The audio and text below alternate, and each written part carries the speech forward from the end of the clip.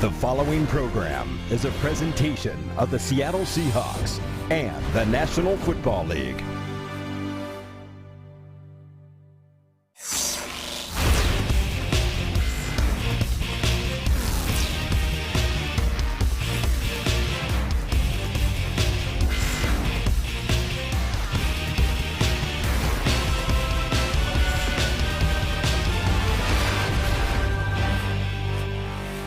From the other city by the bay, the East Bay here in Northern California, we come to you from Oakland. And for the 11th straight year, the Seattle Seahawks wrap up the preseason campaign taking on the Oakland Raiders.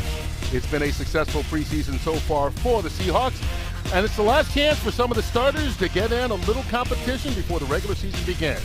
For the others, it's the last chance to try and impress the coaches here or somewhere else to prove that you belong in the National Football League. So much to talk about, so much to cover. It's the final game of the preseason. We'll do just that with the opening kickoff on the other side. Back here in Oakland, up in the booth, Kurt Menefee alongside Seattle sports legend Brock Ewing. That's the last time you're going to say that this Until season. Next year. We'll see. All right, a couple of guys looking to make their own legacy in the National Football League will get a chance tonight. First of all, you got to prove that you belong on the team. Roster cuts down to 53 on Saturday. Looking at the guys who aren't starters right now, who has impressed you the most this preseason? And that's what I love about this game in particular, because the backups are going to get a lot of run. And George Fant at left tackle is going to continue to get his opportunity to impress. And what a remarkable story from when he came in. It's a guy that played basketball for 4 years. We've documented it nearly every game because he's gone out there and proved that he belonged. And I love what Tom Cable said to us 2 weeks ago. You shouldn't be able to do what he's doing right now. He's up from 283 to 305 pounds.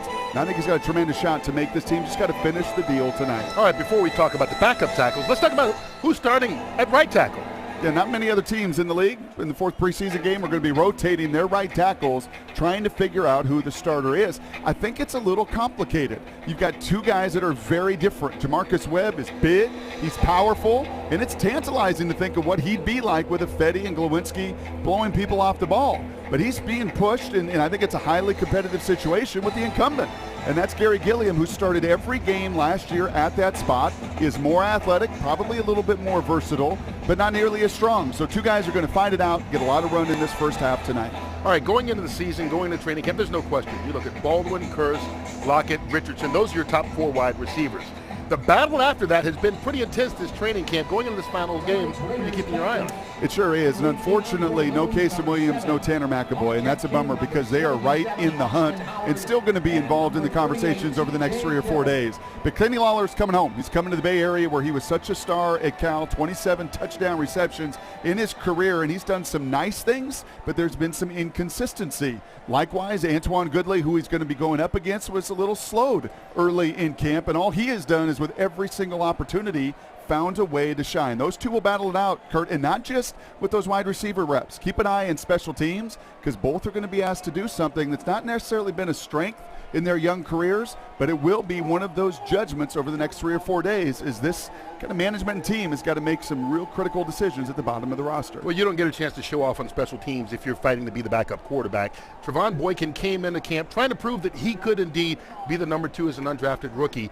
Has he done enough to prove that? I think he's done enough to Coach Carroll. Coach Carroll loves upside.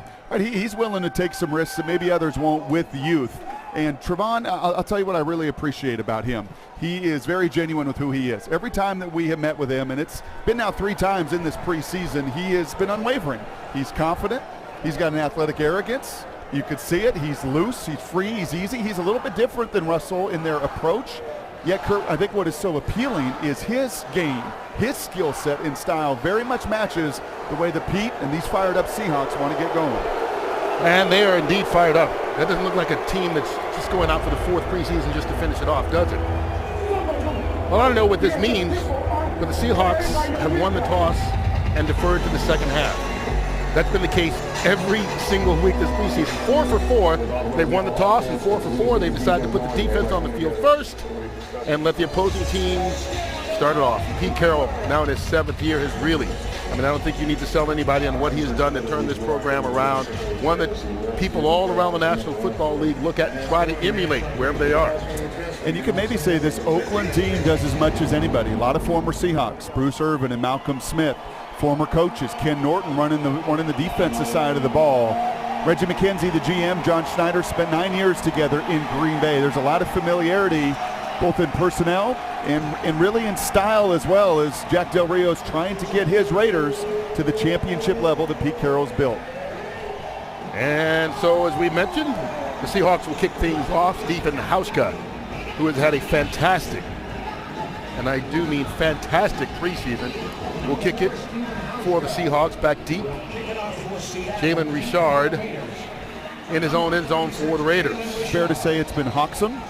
It has been Hawksome for a lot of these Seahawks as Seattle comes in 2-1, trying to finish off the preseason, more importantly than anything, healthy, but also with one more victory as Hauschka kicks it deep. Richard takes a knee. And if you've seen any preseason football this year, you know that after the touchback, it comes out to the 25-yard line, and Matt McGloin, the number 2 quarterback on the depth chart for the Raiders, will get the start tonight. Derek Carr and a lot of these Raider players will not be playing tonight. No, and these two teams very familiar. Matt McGloin's had some good games against the Seahawks over the last couple years. They're now going to end the preseason for the 11th consecutive time playing against one another. Two schemes that are similar, and McGloin, I think, has got a good feel for what the Seahawks like to do defensively. First down from the 25. McGloin off the play fake. Seth Roberts, and Mike Morgan forces him out of bounds after a 7-yard pickup. All right, we're going to put these offensive lineups up there, but don't hold us to it. The Raiders are not going to play a lot of guys tonight, but they wouldn't say which guys would play, which guys won't play, how much they will play if they do at all. So that's who's scheduled to start this evening. And on the other side, I love Pete Carroll's philosophy. He never focuses on the downside and the risk. You're going to see that number 1 defense play this entire series, and won't surprise me to see the number 1 offense do the same. From the 32. On DeAndre Washington, going to be stopped about a yard short of the first down. Bobby Wagner in there on the stop, and Wagner is another one of those guys. We talk about good preseasons. This Seahawks defense, the first unit, has played consistently well. And Jordan Hill's going to get maybe a little bit more run than any of those other guys. He looks like he's going to go. Jaron Reed still working back from some injury. There you see the best linebacking crew in the NFL and arguably the best secondary as well. Plenty of experience. And these guys love to play. I mean, they want this opportunity. They don't look for chances to put on the ball cap and put in the sunflower seeds. Even though it's the 4th preseason game, they want to get a sweat going, they want to get some run, and they want to finish the preseason strong. Well, they need to stop the Raiders from getting a yard here, and they do just that. DeAndre Washington didn't even get back to the line of scrimmage. Bobby Wagner pushing the pile back, and a bunch of Seahawks there to wrap up that one. And that's big number 93, Tony McDaniel, who, I'm talking to the Seahawks folks yesterday, they have been so pleasantly surprised. You see that penetration, you see him get off blocks. Bobby Wagner is in the backfield. He reads, he diagnoses. But Tony McDaniel, pretty remarkable that he was sitting on the streets just 2 weeks ago and now has a wonderful shot to really be playing against the Dolphins 11 days from now. Here's Marquette King, one of the better punters in the league. Tyler Lockett, the Pro Bowl return man. Calls for the fair catch, makes it at the 11-yard line. So the Seahawks will take over from there for the first time. We'll see what they do. Here is Russell Wilson and company. Get ready to take the field for the first time tonight. And he's one of the few quarterbacks that will start and play during this last game. And you see his numbers there so far from last week's contest against the Cowboys, and look really good. And it's going to be Gary Gilliam, at least the first time out here. That right tackle spot is up for grabs tonight. And I think this is appropriate. I think this is Gary Gilliam's job until he proves otherwise. These 5 have started every preseason game. That's the kind of continuity you want. And Gary knows that Jamarcus Webb is breathing right down his neck. Gilliam at the start of training camp was playing over at the left tackle. They thought they'd switch him there to replace Russell Okung, but Jamarcus Webb got injured with a knee. Gilliam went back to where he had been last season and has been the guy through all 4 preseason games at that right tackle spot so far, but now battling Webb to be the starter week 1 as Christian Michael dances around, and Michael is going to lose a couple yards on the first play.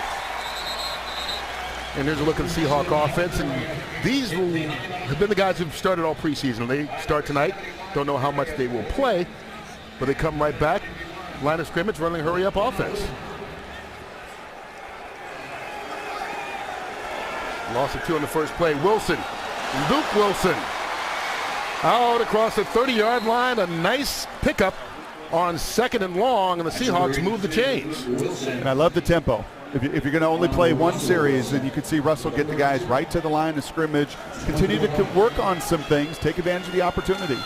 22 yards on that pickup. Michael picks up just about a yard on the play. And lots of new pieces like the offense with the Raiders. They're more than willing tonight to give their backups plenty of opportunity to prove what they can do. Michael out wide to the left at the top of your screen.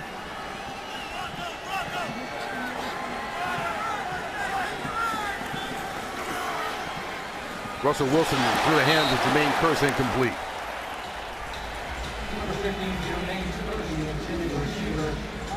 This play-action pass is going to continue with a big offensive line that wants to be run first to be a huge part of the Seahawks offense. It has been for years with Luke and Russell and the rest of those tight ends, Jimmy Graham as well. But as big and powerful and run-first identity as this team will still employ, don't sleep on those tight ends and Luke Wilson's ability to get down the field. C.J. Precise now in on 3rd down. The 3rd-round rookie out of Notre Dame. And this is what the Seahawks are looking for him to do during the regular season. Come in and be that 3rd down back as Russell Wilson with time. Zipped it along the sideline a little bit too hard. Luke Wilson can't catch it in bounds, and the Seahawks are forced to punt. That was intended for number 82, Luke Wilson. Sean Ryan, number 9, on the punt. Ooh, that looks like that knee, and again, like we saw last week, 1 elbow equals 2 feet. That knee comes down, and he has control. That should be a reception, but they won't take another look. Yeah, and the Seahawks don't challenge that. So instead, John Ryan punting to DeAndre Washington, but he goes out of bounds. Incomplete. He goes out of bounds, and so they will take it over at the 45-yard punt by Ryan, who's had a good preseason campaign as well. About 9 yards less than the 54-yard average he's had in the first 3 games of the preseason, and sure enjoyed catching up with Brian Schneider yesterday. We don't get many opportunities to talk to the special teams coach throughout the course of training camp and the season, and he takes all the credit for Hauschka and Ryan, and appropriately so, for everything they've done this preseason. He says all the good punts and kicks are his. The assistants are responsible for the bad ones, and there haven't been many bad ones this preseason. And the Seahawks have already taken their starting unit out on defense. DeAndre Washington, similar results. Quentin Jefferson catches him a yard before he even got back to the line of scrimmage. They have, but you notice 31 still in there, and I like that. I like the fact that Cam Chancellor, who missed a couple weeks early in the preseason, is still in here getting some reps and opportunities. I think you saw last week, and give Ezekiel Elliott a ton of credit. And there's not many backs that are going to challenge Cam Chancellor, but he needs to get his legs underneath him, and I like the added opportunity and run with the number 2s here.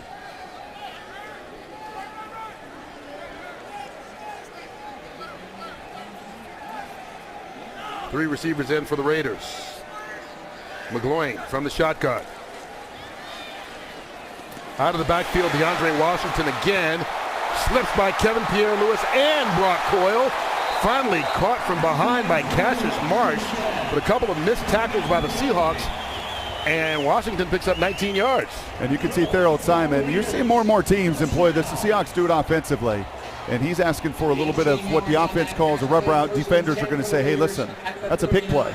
And be it with a very athletic running back like DeAndre Washington, you want to get him out there and use your wide receiver to just brush into Thurl Simon, Kevin Pierre-Louis in that case as well. Make those 2 guys try to communicate, get over the top of that rub route. They can't, and the first down completion underneath. At the 39-yard line.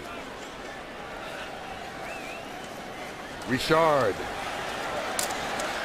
And Jalen Richard Hit hard by Cam Chancellor after Marcus Burley made the initial contact.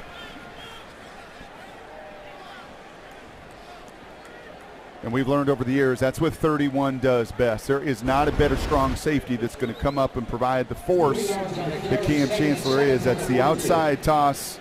There you see Mr. Burley trying to do all he can at that initial contact. Marcus right there. And then there comes 230 pounds to clean it up.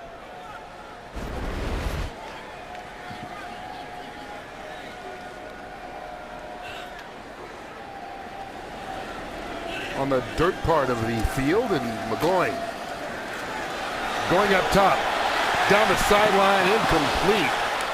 And Seth Roberts had a step on Farrell Simon, but couldn't hook up.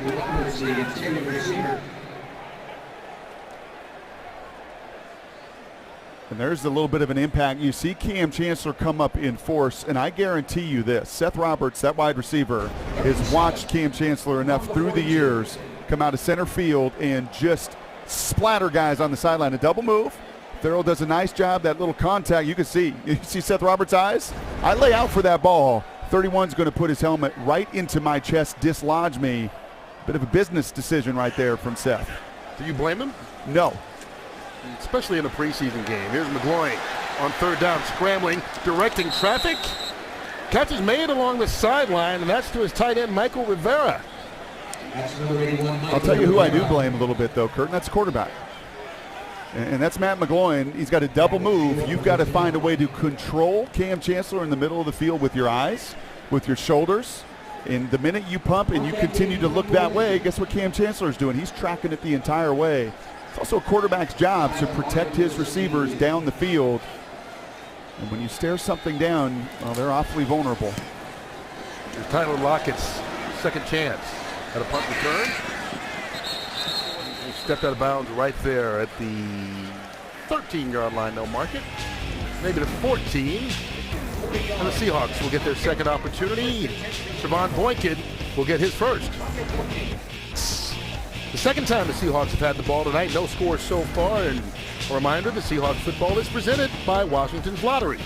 Play Seahawks Scratch from Washington's Lottery. It's absolutely awesome. Go to WALottery.com for details. Boykin now in at quarterback, but still the starting offensive line for the most part, with the exception of right tackle. Jamarcus Webb is in there. Otherwise, it's all backups besides the offensive line. And Thomas Rawls. First time he's played this preseason. There's a good look at the big fella Webb, and I like getting the chance to run with the number ones here, kind of get that timing, the feel. We tried to show through some different plays this season how those guys have to work in unison, not just quarterbacks and receivers, but the big fellas up front. And I think the real news here, Thomas Rawls gets his first action of the preseason. Rawls is deep in the eye on first down. His first carry. Welcome back. Hitting the backfield. No chance to even get back to the line of scrimmage. Jihad Ward stops him, but that's probably what Rawls wants, not having had any contact since last December. Tom Gable calls him combative. I think that's going to be my new favorite word when it comes to describing Thomas's game.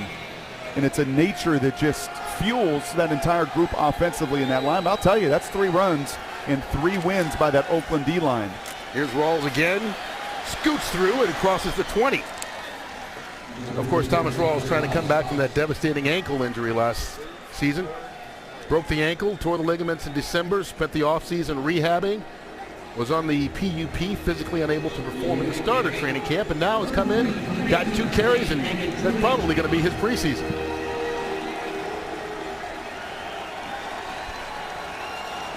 But just what he wanted.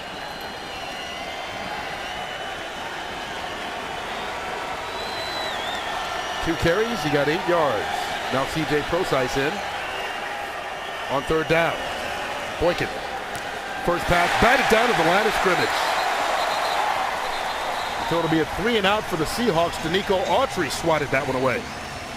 And Autry playing for the injured Mario Edwards there, and that's just unfortunate. I like the timing, and you can see Boykin, he's going right where he wants to go. There's going to be a completion to Paul Richardson, who does a nice job setting down in that route. Justin Britt says, don't do that. And those linemen often taught, if that D lineman wants to jump, then you can go ahead and hit him in the gut as hard as you would like. All right, John Ryan on the punt. DeAndre Washington back deep. Flags down. And so is Washington. Tyvis Powell with a good special teams tackle. One of those guys looking to show that he deserves an opportunity to play as a backup, but more importantly on special teams. And a pretty good snap, too. John Hussey, our referee. During the kick, holding receiving team number 40. That 10-yard penalty will be enforced from the end of the kick. First down, timeout. That's on the Raiders' Kenneth Durden. So it'll back Oakland up a bit more, and the Seahawks will watch them start deep in their own territory as we reach the midway point of this opening period. Got his first action of the preseason, a couple of carries, and I think he's ready for the regular season. And if he can do anything like he did once he took over last season, I think everybody will be impressed. We'll see, once he took over as a starting back, leading the NFL in yards per carry after contact was the same story. Yeah, I think that's the most impressive. A lot of running backs in this league you get to this point professionally because you can get the yards that are there. It's the special ones that run through that contact that have the vision to also get outside and make the explosive play. Sherman Smith, running back coach, sitting there looking at those two runs with Thomas. And you just saw him sprint. I mean, he finished that second down run, and he probably knew, like you had said, that he's done for the night, and he just sprinted back to that sidelines. He can't wait, after months and months and months of rehab, to really get after it in 10 days against the Dolphins. Raiders start at the 23. McGloin scrambling, picks up the first down and slides right in front of Keenan Lambert just out of the 40-yard line, but Matt McGloin showing some running ability there. And he's going to be there too. Connor Cook was drafted in the 4th round. I think there was some expectation that he would compete and Connor would push McGloin, who's been here, who started some games. But this is exactly what you want, a guy that's been in the system, that knows that Derek Carr is the guy, and I think the Oakland A's would grade that slide pretty well in the second base. Yeah, exactly. Slides right there on the dirt part of the, I guess it has to be the infield, even though it's in football. Nothing else to call it, right? McGloin drops back. Richard out of the backfield. Kelsey McCray finally pulls him down. Game 7. And Kelsey's turned himself into a very valuable asset that's going to play both free safety and is capable of playing strong safety. And as I think we've seen with Cam over the years, as much as Cam Chancellor throws that body around, you better have somebody that's capable to back him up, and they've got immense confidence in a Kelsey McCray, and not many that can play both of those positions, especially in this scheme. If you're a quarter scheme, 2 safety scheme, maybe you can play both of those sides. They're somewhat interchangeable. Free safety, strong safety has to do very different things in the Seahawks defense. Richard fights his way back to the line of scrimmage, but that's going to be it. Good job of converging on the football. Brock Coyle led the way, but a bunch of guys in white jerseys there to help out. In this first time this preseason the Seahawks have worn white. Nice job here by Brock Coyle. When these coaches and folks in the Seahawks organization say cut it loose, Brock Coyle has been cutting it loose the last 2 weeks. He forced that initial cut, that penetration, so that Jordan Hill and the rest of those D linemen could gang up and tackle. And Quentin Jefferson, how about 7 tackles on the preseason, leading all of his defensive lineman mates. A guy who's quietly made a lot of noise, if that makes sense. Here's McGloin. Under pressure, Frank Clark chases him out of the pocket and forces him just to get rid of the football.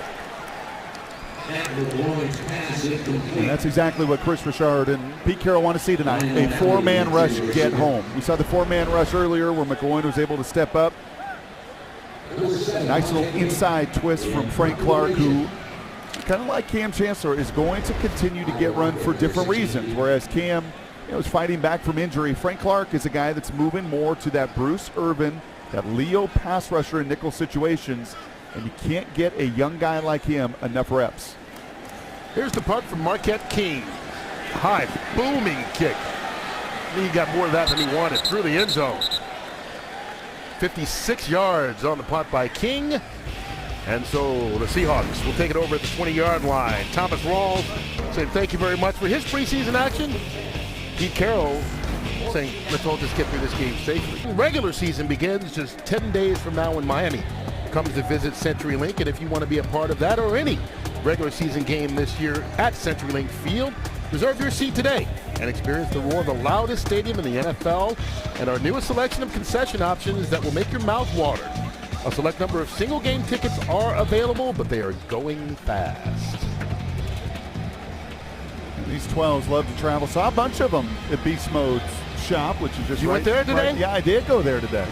Right down from the hotel. A lot of the Seahawks players were there with the night game, some opportunity to get out of the hotel. And even Marshawn Lynch was there himself, peddling a lot of his wares. And I'm going to guess one of his better days of sales in some time with a number of Seahawks fans and players in the house. Yeah, Marshawn Lynch retired now, of course, grew up here in Oakland.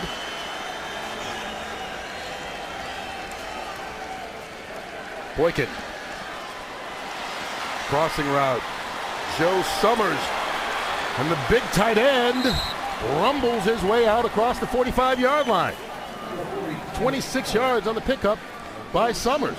Yeah, the rookie undrafted free agent from Wisconsin, Oshkosh. We've not called his name this preseason, but that tight end room's been a little bit beat up with injuries. Jimmy Graham obviously is working to get back. No Brandon Williams, no Tanner McAvoy. So, like most fourth preseason games around the league, you're going to get some opportunity. Actually, there is Brandon, who just lays out the Oakland safety, freeing up Joe to move the sticks in a big way. Yeah, Seahawks have used a lot of two tight end formations when healthy this preseason.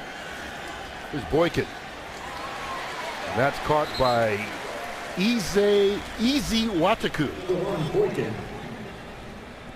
And there's that exact concept we talked about on the other side, that little rub route that you're seeing more and more teams. Really, Tom Brady, Aaron Rodgers, Peyton Manning have employed it for years and years. And the Seahawks, with a Doug Baldwin and a Tyler Lockett, are going to do it as well as anybody. He's looking up at the big screen because that's all about feel and timing and making sure that you're rubbing your defender off at the right time. That time with Kenny Lawler trying to gain as much separation as he can. CJ Procise in the game, but spread out wide to the left.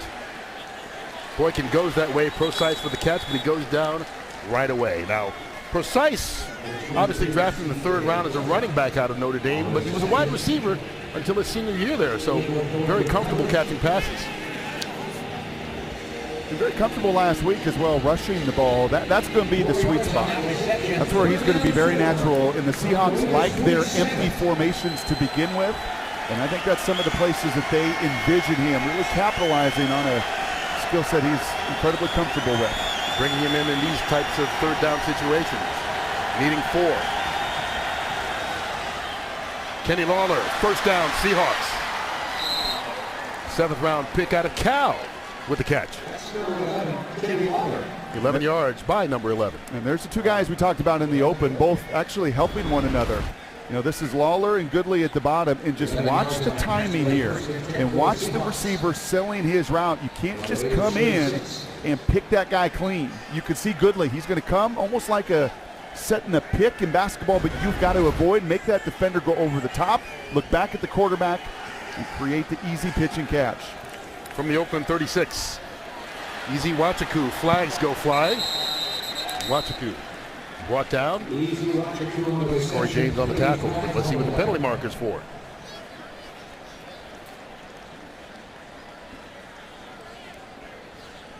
It's going to come back. Pass interference. Offense number 19. 10-yard penalty. Third down. First down, correction. Doug McNeil called for the pass interference on offense, and that's one of the things, if you're fighting for a roster spot, you certainly don't want your name called that way. No, that's one of the trade-off of some of those style of routes where you're coming down and you're either trying to influence, as you'd like to say, offensively, or as Pete Carroll will say, that the New Englands, the Green Bays, the New Orleans do a good job of picking people off. But you do it enough, you make it as much of an emphasis as some of these teams do, those side judges will start to look at that contact. 1st and 20 now. Procise. First run of this series by the Seahawks, and he only picks up a yard. And you can take a look at that offensive line, Kurt, and you'll notice something that stands out. A lot of the number 2s are in there. You see Odiambo, you see Hunt, you see Evans, and that crew has been playing together this preseason, but who's at right tackle? Gary Gilliam is still at right tackle. And you're going to see Gary Gilliam and Jamarcus Webb. This was intentional. Both these guys knew exactly what the case would be as those two continue to battle it out. Precise now at the bottom of your screen. Boykin, pump fake. And throws it away. Wise decision. That's some of the growth and evolution. We've called it command. I think this preseason, you kind of run out of different ways of just talking about leading a huddle and leading an offense. But it's plays like that. That's going to be a plus play. It wasn't a clean picture for him. He thought he had that initial read. He pulls it down.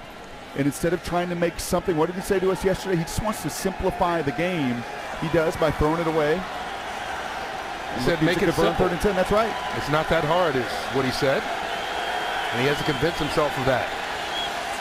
Draw play, Precise. Just trying to pick up a couple of yards here. And that's all he gets. Gain of about 2. And one of the things I've liked about Trevon from the very beginning, before that Kansas City game, he said, my goal is to score points. And you're going to see continued conversation here with Pete and with Trevon and Darrell Bevel. And my hunch, without being able to listen in, is that's going to be probably a language thing, a formation thing, a read thing, just the continued evolution of a young quarterback getting valuable opportunities. And that's also going to be the end of the first quarter. No score from either team. Each side has had it 3 times. Each time they punted. We'll see what happens here as we get ready for the start of the second quarter of this preseason finale from Oakland. To start the second quarter here in Oakland, Cam Chancellor's played a couple of series in that first quarter, probably as much as any starter on defense for the Seahawks. And then you see, of course, what he has done throughout his career. I don't think Seahawk fans need any reminder. But you want him back. And last year, did not play in these preseason games. Tried to get his legs back during the regular season, difficult to do. But he is a tackling machine. He is a force. And he's a guy that when he is right, along with Earl Thomas on the back end, it just sets the tone for everybody else. Not just the personality and leadership of the Legion of Boom, but just very specifically about the role he plays around the line of scrimmage, and then obviously the role his battery mate Earl Thomas plays to eliminate the big plays down the field. Here's John Ryan's punt, a high kick. And DeAndre Washington makes it at the 5-yard line. Well, this is exactly what you want out of Ryan. The numbers are only 36 yards, but he pens them down deep in their own territory, and that's where they'll start off here to start this second period. See when you're here in person, but when you're at home, are you tired of missing the action because of where you live? They won't let you install a dish. Well, NFL Sunday Ticket and DirecTV are here to save your Sundays. You can now stream the most live NFL games and watch every out-of-market contest at one low cost. Visit nflst.directv.com/Seahawks for more information. Got that, Brock? Got it. And they got a nice tackle there from Kevin Pierre-Louis. And one of these Seahawks is going to play a ton here tonight that's really got to pull the trigger, play very fast and aggressive. And there's a look at Connor Cook, much like these youngsters on the Seahawks team vying for a spot. Connor, 4th-round pick. And typically fourth-round picks are not released. But this is Matt McGloin's number 2 job, and Connor's got to continue to get better. And talking to the Raider people, it's been a model of inconsistency this month of August in these preseason games. 3-year starter at Michigan State. And the winningest quarterback in the history of that program. Here's a pass. Oh, threw that one into traffic. Lucky it wasn't intercepted. It's caught by KJ Brent, who fights his way out to the 20-yard line before being stopped. Brock Coyle making the tackle. That picture a little bit reflective of exactly what I was talking about. Exactly. It was actually the right decision, but he throws it woefully inside here, and thus brings the safety into play. You have got to feel where the safety's coming down. Keenan Lambert right there, and he's kicking himself. Because when a quarterback misses like that, Keenan with an opportunity to take it away, but a better job by Rivera to come back to the football. A little more breathing room now. Here's DeAndre Washington. Kelsey McCray catches him. Washington falls forward for a gain of 3. Well, you mentioned Kelsey McCray, and he's a good example of, yes, the 53-man roster is to be set for every team in the NFL on Saturday. This time last year, Kelsey McCray wasn't even here. Yep. The Seahawks make a trade for him right before the start of the regular season, and now he's a vital part of this defense here in the preseason number 2. Which is a vital part no matter how good your roster is, and the Seahawks is the envy of many around the league. But just kind of a reminder of what these 3 or 4 days around the league is. You're lopping the rosters from 75 to 53. Cook to Washington. Kevin Pierre-Louis missed another tackle. Frank Clark finally stops him, along with Ty Smith. And you can see Kevin, he is barking right there. Kevin Pierre-Louis, that's the strength of his game. He is a guy that very few can get outside of in his containment.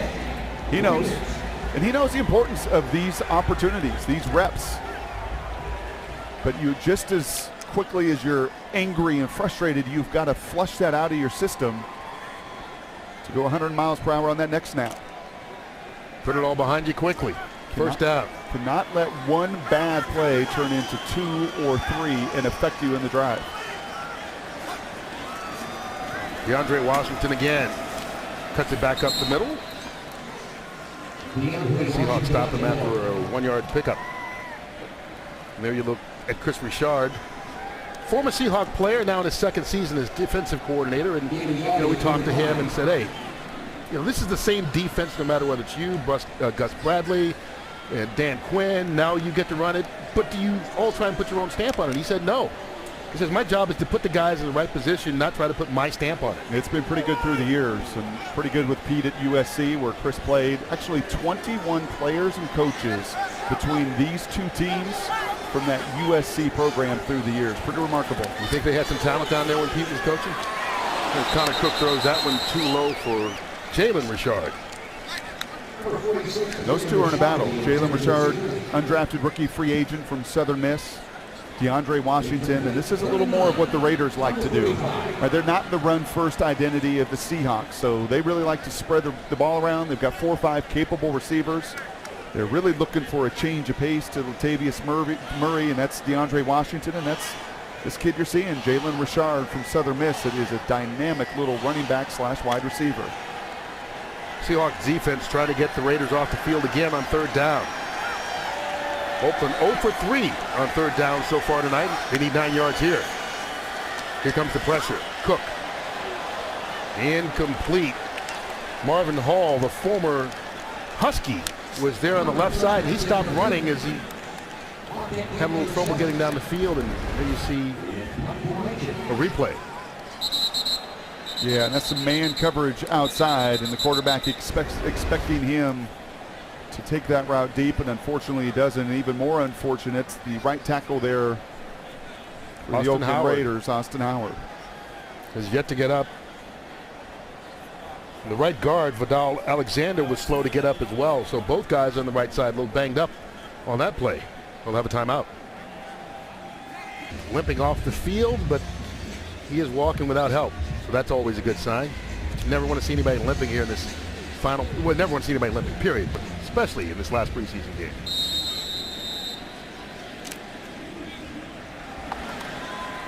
Tyler Lockett back deep, standing at his 15-yard line to take this punt from Marquette King. 7 possessions combined. This is the 7th punt. King booms that one. Lockett signals for the fair catch, but watches it go over his head and into the end zone for a 65-yard punt by King. 65 yards on that punt.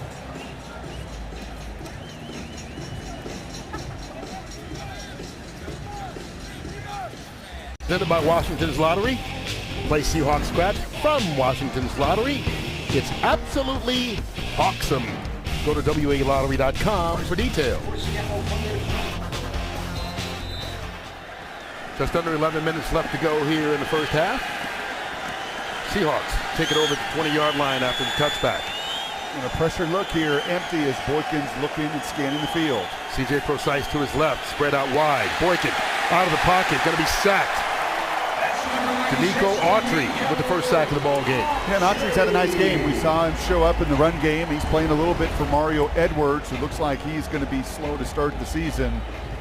And that's Autry on Odiambo there, the left guard. And you see the quick initial burst, whether it's getting your hands on that offensive lineman first, or in that case, making sure that O-lineman can't get his hands on you. He gains the edge. He gets the sack on Boykin. Jamarcus Webb back in at right tackle. Your guy George Fant at left tackle. Here's Boykin stepping back under pressure again, sacked again.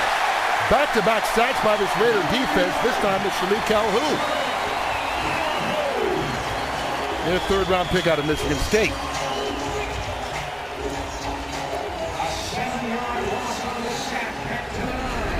Odiambo the first time, this time on your right side, and that looks just like some miscommunication between Jamarcus Webb and Jari Evans, two guys that have played a ton of ball, and you would think if guys are going to get on the same page on this O-line, it would actually be those two of the most seasoned, but they don't, and the sack backs the Hawks way up. Got to be careful with the ball in this situation. Back-to-back sacks, so third and very long. Inside the 10. C.J. Prosise said, and the flags come flying before the ball was snapped. Third down. Well, we said in the open, Kurt, there's going to be good moments for Trevon Boykin, and there was some efficiency in the previous drive before the offensive pass interference derailed it, and in this case, you got back-to-back sacks. And this is as important as anything else, as any completion is to have poise like that guy always displays. Good, bad, or ugly, you never see it or feel it with Russell Wilson. Trevon Boykin's got to do the same as he continues to lead his team. Didn't get that last snap off before the play clock wound down. So after the delay of game penalty, they're inside the 5. Just give it to Prosise and get out of here.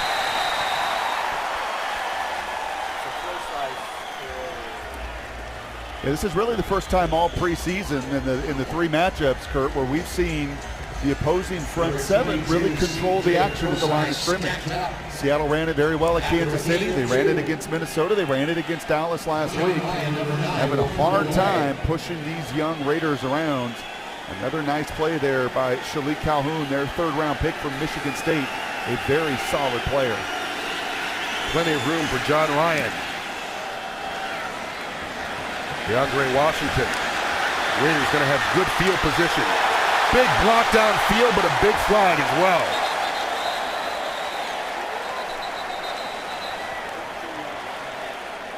And there's another flag. Let's see what the first one's for.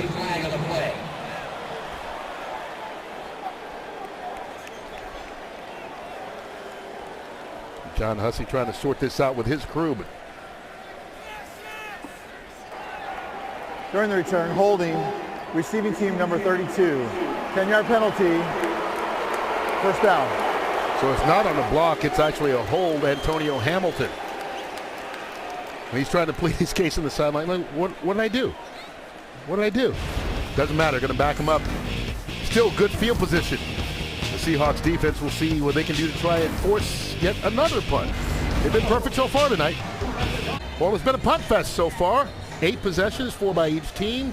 8 punts, 4 by each team so far, as we're 8 minutes, 12 seconds away from halftime here. The scoreless contest as we wrap up the preseason here. Seattle at Oakland, and down there on the sidelines, a guy who's got the ball cap on for quite a bit tonight, Cliff Averill. First of all, thanks for joining us, Cliff. Thanks for having me. All right, preseason's all done for you as a player. Oh, you got the smile already, huh? Yes. Ready for the regular season, I can see. Yes, I am, man. Ready to, try to make this journey to the championship, but just play some football that actually counts. That's the biggest thing. How do you know you and your battery mates up front are ready, Cliff? I think we are, man. We got some vet guys that's leading the group, so I think we're ready to make some things happen, go out there and just play physical, have fun, and I think the guys behind us will take care of everything else. You got to like what the guys behind you did just then. Justin Hamilton getting a sack. That's good, man. That's my young guys, man. I love seeing my young guys get some plays and making some things happen. This is your 5th year with the Seahawks. Everybody in that D-line room is a young guy compared to you. Everybody is a young guy in the defense compared to me, honestly. But, the guys are coming around, man. They're doing some great things. Me, Mike Bennett, Tony, and those guys are trying to bring those guys along as fast as possible, as quick as possible, so we can make this journey together. We saw and we showed you guys as a group, as a team, getting there in the huddle and dancing and jumping. The Oakland Raider fans booing. They didn't like it. Why? Yeah. Why do you guys get so excited to play in these games? Man, that's just something we do. Home or away, we're going to get together right before the game and make some, come together and embrace this opportunity to go out here and play championship football, and that's just part of our routine. How remarkable is it? You mentioned Tony McDaniel, that he's backpacking 2 weeks ago. Wasn't in anybody's organization the entire offseason, and comes in the shape he is and contributing right away. How do you do that? I mean, that's a true professional. He was ready for whoever was going to give him a call, and he was ready to come in and step in, and that's what he did. He came in shape, came in, playing low for a guy that's that old. Usually, you got to kind of work your way into being able to play football. And he came in, stepped in, and did some great things for us immediately. Did you just call him old? He's a little older than me. I think this is his 11th season, so he's the old head in the room now. I see. Well, this is your 9th season. Yeah. One thing that we talk so much about this final preseason game are the young guys who this could be their last opportunity. They're fighting to make a roster. Yeah. They're trying, whether here or somewhere else. Give us your perspective as a guy who doesn't have to worry about that, but you've been through the training camp and the battles with these young guys.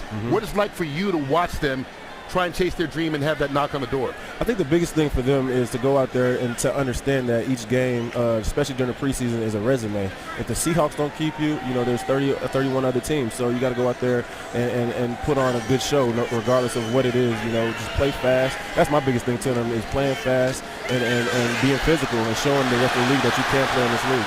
Which way do you do it? I've seen some veterans who get really emotional because they get close to the guys when they're here. Yeah. And I've seen other guys who just ignore guys when they're young, don't bother with them so they don't get attached. I've tried both approaches, but I think it's not fair. When I was coming up, that's how guys treated me, but I don't think it's fair. I think, for me, I feel like it's my obligation to go out there and show these guys how to be a pro and show them what they need to do to be successful in this league, and that's all I can do. Lead by example, and hopefully some of the guys catch on. Well, go give them a little love. That was a nice 3 and out. Now the 9th punt of this game. Awesome. If they get it off. Thanks a lot, Cliff. Thanks for having me. I appreciate it. All right, buddy. All craziness going on that one. We saw Marquette King have trouble getting it off. Some Raiders took off and went downfield early because they thought it would be off by now, and so we'll just do this all again. 49 yards on the punt. But Cliff Averill showing you what kind of makes this defensive unit so special. Good guys, good character guys who root for one another. An eligible member of the kicking team downfield, number 50. Seattle's elected to re-kick. That 5-yard penalty will be enforced from the previous spot. 4th down. And this is a little bit rare, too, because it's been the Seahawks that have been heavily penalized this preseason. Point of emphasis for Pete this week coming into this game. The Seahawks just 1 penalty. That's now the 3rd for the Raiders tonight. Wanted to clean that up. Always asked his guys to play 2 through, and maybe at times through the echo even of that whistle. So you live with a few of the penalties, but nice to see the Seahawks through the first half here really clean up that element of the game. Well, that's going to happen anytime you have trouble on special teams on a snap or a mishandled punt. Those guys kind of time it. They can't look back and try and get downfield based on how long it should take to get off. And this time, Marquette King gets it off cleanly. Another big booming punt, and Tyler Lockett has yet to return one. Makes the fair catch of that one inside the 10. So far, it's been all about punters and defense. No score. There's no place like Home Street Bank. No points on the scoreboard for either squad so far. 6.5 minutes left to go in this preseason finale's first half. Seahawks back deep in their own territory, 2nd straight possession. Boykin hands it off, Alex Collins. And the first carry of the night for Collins. And he's got to go. And I would like to see Alex Collins comes into tonight with just 9 carries, 18 yards, I would really like to see him get it going. He's not gotten many opportunities. He's been the short yardage guy, but he's got to explode. You don't gain 3,000 plus yards in the SEC if you don't have an extra gear. We've yet to see that in preseason games, and he just needs to show it tonight. He needs to be a difference maker. 5th round pick out of Arkansas. And that was a good start. 7 yards on the first down. Alone in the backfield. There's movement on the right side of the line before the snap. Full start. Offense number 62. 5-yard penalty. 2nd down. Okay, so there's probably a little conversation here between veteran. Jari Evans played a ton of ball with the quarterback. You have got to get us on the same page. We saw the delay a game earlier. Have an awareness of the play clock. It's difficult when you're backed up. This is when it's going to be the loudest in these environments. Even in a 4th preseason game without a sold-out house, you still have to communicate and lead and really command not just that huddle, but that line of scrimmage as well. As Evans is trying to get a start on the snap count, got to be on the same page. Backed up to the 10. Collins, nowhere to run. Loses a couple of yards on that one. And this is back-to-back possessions inside the 10. This offense has just not been able to do anything. Yeah, it was the sacks that created the negative plays, and we have seen the Seahawks offense when they are at their best. And Doug Baldwin knows it, and the rest do as well. And you saw the difference last week against the Cowboys, then against the Minnesota Vikings. It's avoiding the negative plays, staying on schedule, staying ahead of those chains. You have a great 8-yard run on first down. You can't then go backwards and put yourself into these difficult 3rd and extra long situations. Yeah, they've given those 8 yards back, so it's 3rd and 10, and he's got to get out of the end zone. Boykin got rid of that football, but if it's a flag, then that's going to be intentional grounding, and there is. You've got to get outside the tackle box in order to throw that if you're a quarterback in the end zone, or otherwise it's going to be called intentional grounding and a safety. Or get it in the area of a receiver, and there was none. Intentional grounding. Offense number 2. That foul occurred in the end zone. Therefore, it results in a safety. Clear. Yeah, and once again, you're going to see that time Gary Gilliam, the right tackle. He does what you have to do. You have to come down and block the first initial rusher inside. Every scheme teaches that. Be strong inside first, and then you allow that free rusher to be owned by the quarterback, and that's Trevon. And I think the lesson there is collegiately at TCU, you know what you can do? Spin around in the end zone. And you can try to make a play. But at this level, you just can't afford to do that. He wanted to keep it simple. You know what you do to keep it simple? Throw it away. Airmail it to the outside, to the boundary, and just don't put your team in a predicament like that where unfortunately that miscue causes you points. And that's the conversation here. That's a protection conversation. Okay, they're going to bring an extra defender.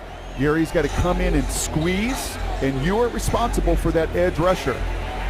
And trying that trick in the end zone, there's a fine line between fearless and reckless, and that's reckless. Well, at least we got points. It's 2-0 right now, and you've seen a little bit of youth, for lack of a better term, on those last 2 possessions from Boykin. When there hasn't been a lot of territory, and you talked about the offensive line miscues, that you say you blame a little bit more on him than you do the line, and then that play. Yeah, it's all combined, but ultimately you've got to be the great eraser for other people's mistakes.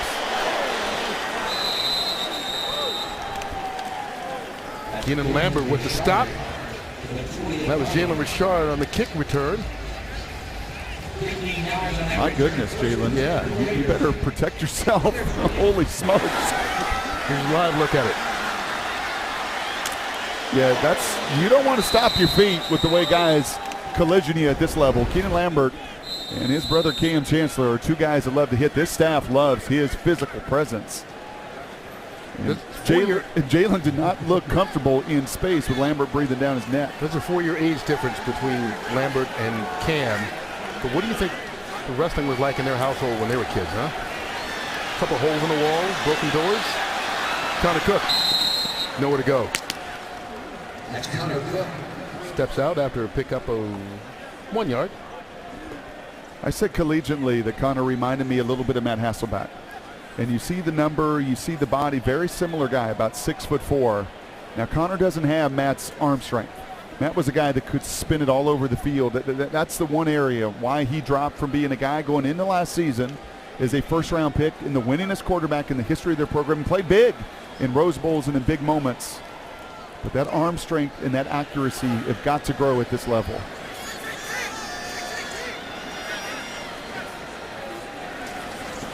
Here's the handoff. Jalen Richard cuts it back.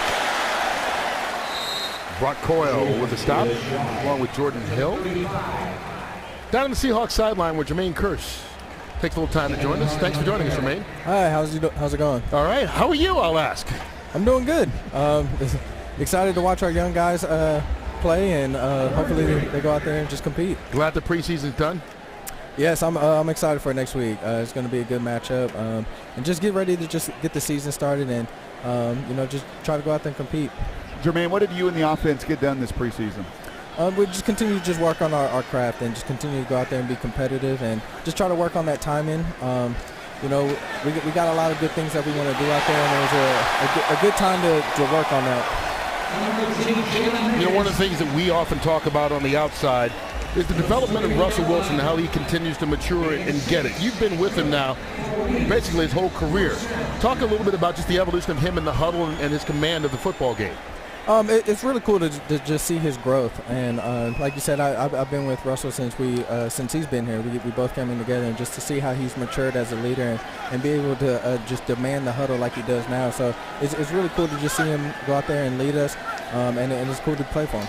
Jermaine, if my memory serves me correctly, wasn't it the 4th preseason game like 5 years ago?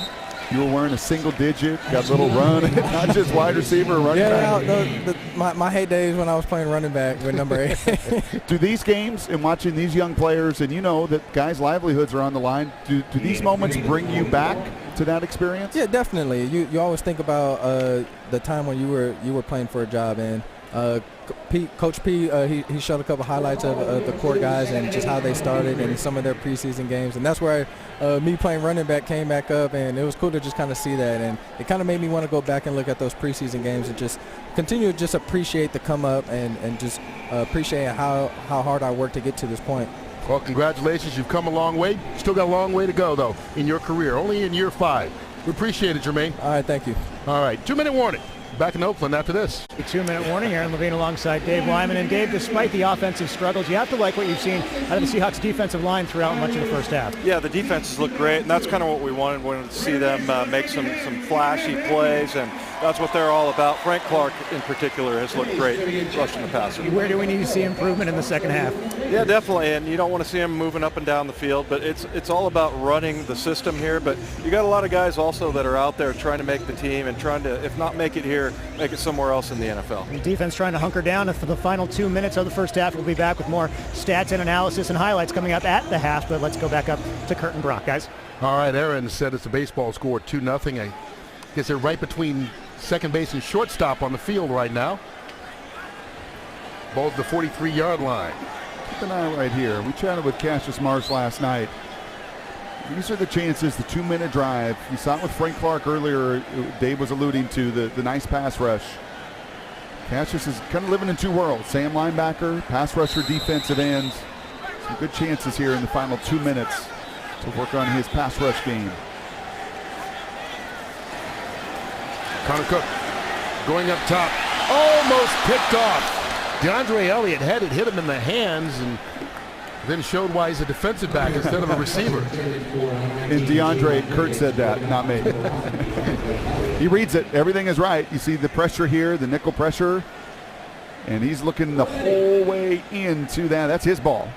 He's got to go and attack that and make that. And when this defense was at its very best, and what you see there, actually the receiver, I think, knocks it away from him at the very end.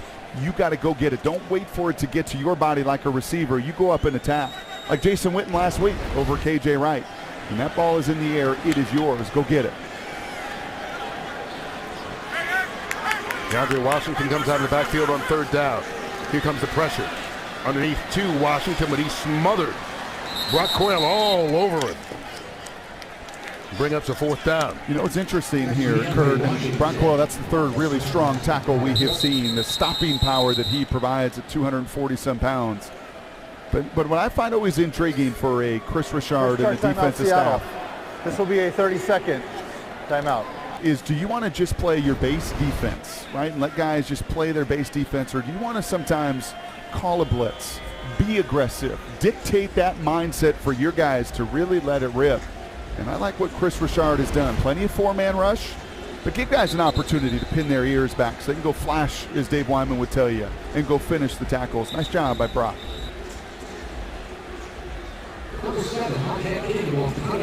Brings up another punt. So it's either been punts or safeties so far in this ball game. Defense for both teams has looked good, both first and second units. Marquette King with another punt. Tyler Lockett back deep again. He's yet to return one. It's either been over his head or a fair catch. And this one will be the former. And it's touched by the Raiders. I think they're going to have to get together and discuss exactly where this ball is going to be spotted. Marquette King 42 yards on the punt. And there you see right there, it's touched by Johnny Holton at about, looks like about the 11-yard line. And we had one official trying to mark it inside the 1, but I think the officiating crew got together to straighten it out. Ball, wherever the kicking team touches it, is where it is spotted. Let's see if the Seahawks can get their tempo going. We asked Trevon about that, if he's most comfortable when the tempo cranks up, and he said, no, I'm trying to get comfortable in every phase. But I do believe right now as a young player, he's at his best in moments like this. That ball is tipped right at the line of scrimmage. Darius Latham doing it this time. It's the second time tonight that the Raider defense is swatting one down to the line of scrimmage as Boykin is thrown. But in order to get that tempo going, and Trevon knew this at TCU, the only way you get it going is to move the chains. And there have been very few conversions, very few first downs for either unit offensively in this game. But to really get going so you can start to dictate, you've got to see that first down. This entire second quarter, the Seahawks have been down here on offense. Inside the 10, here's Procise, and he doesn't even get back to the line of scrimmage before Shalik Calhoun wraps him up. And if this were the regular season, my hunch is Jack Del Rio is going to take a timeout and not allow these 40 seconds to come off. And once again, just not winning at the point of attack, something very different than what we've seen this preseason. Another 3rd and long. Boykin gets him out of there. Pass caught by Brandon Williams out across the 20. They pick up the first down. And here's your hurry up. Here's your opportunity to now finally get into that speed and tempo that you're comfortable with. Seahawks working with 2 timeouts. Clocking that down to 40 seconds.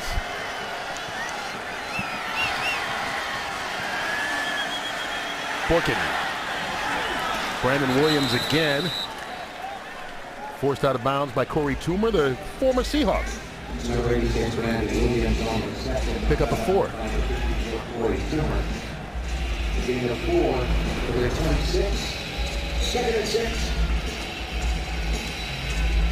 Toomer, one of 4 ex-Seahawks that are playing linebacker now for the Raiders. Along with Malcolm Smith, Bruce Irvin, John Motulele. You want to push the ball down the field because you know the time on the clock, but you have to be still very smart with your decisions. Here's Boykin from the shotgun. Delayed blitz. In trouble. Boykin escapes. Still looking downfield, but runs it this time. And doesn't get out of bounds. Clock continues to run, now at 15 seconds. And I think he's pleading his case that he tried to slide, but that was not a clean slide, and Boykin may be hurt. Takes the timeout to stop the clock. Well, this is what he does. I said fearless and reckless. You tell me. You take a sack, you lose 20 yards, but this is his game. This is the way that he plays.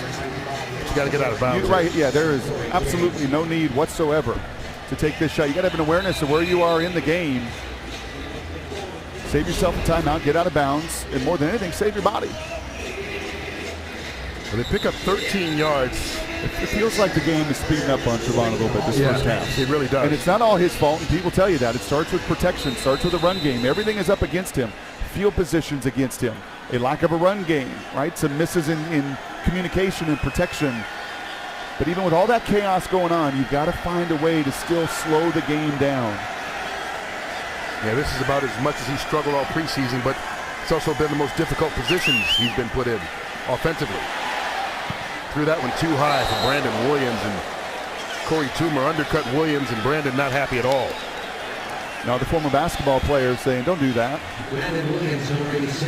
Don't take my legs out when I go up for a dunk. I did when I was at Oregon University, and Toomer says, I don't care. It's clean. I mean, once again, I'll say it, that's a quarterback that's got to protect your receivers down the field. That's part of your job, is to know where people are, and you expose the ribs or the back in that case. A good clean hit there and a good shot, unfortunately, on Williams. Boykin under pressure again as the blitz comes late. Scrambles, and this time steps out of bounds to stop the clock with 2 ticks left.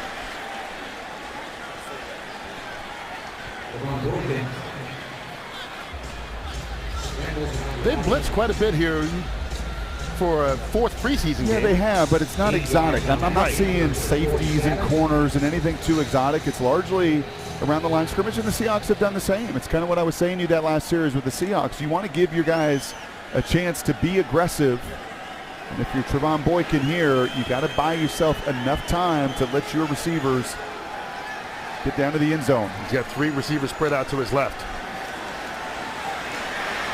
Scrambling that way. Going deep. Batted around, and it falls incomplete. And that will end the first half. The only points, a safety on an intentional grounding call in the end zone against Trevon Boykin. And so the Seahawks are 1 half away from ending this preseason, down 2-0 to the Oakland Raiders.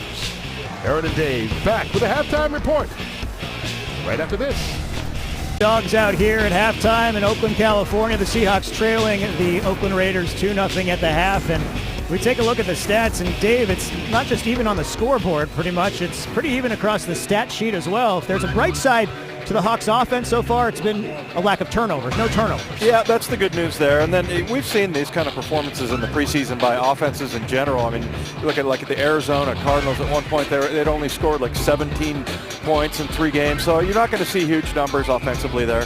But it's more about individual performances that we look at in this game. And also the other good news, decent with the penalties. Headed for 8, that's acceptable.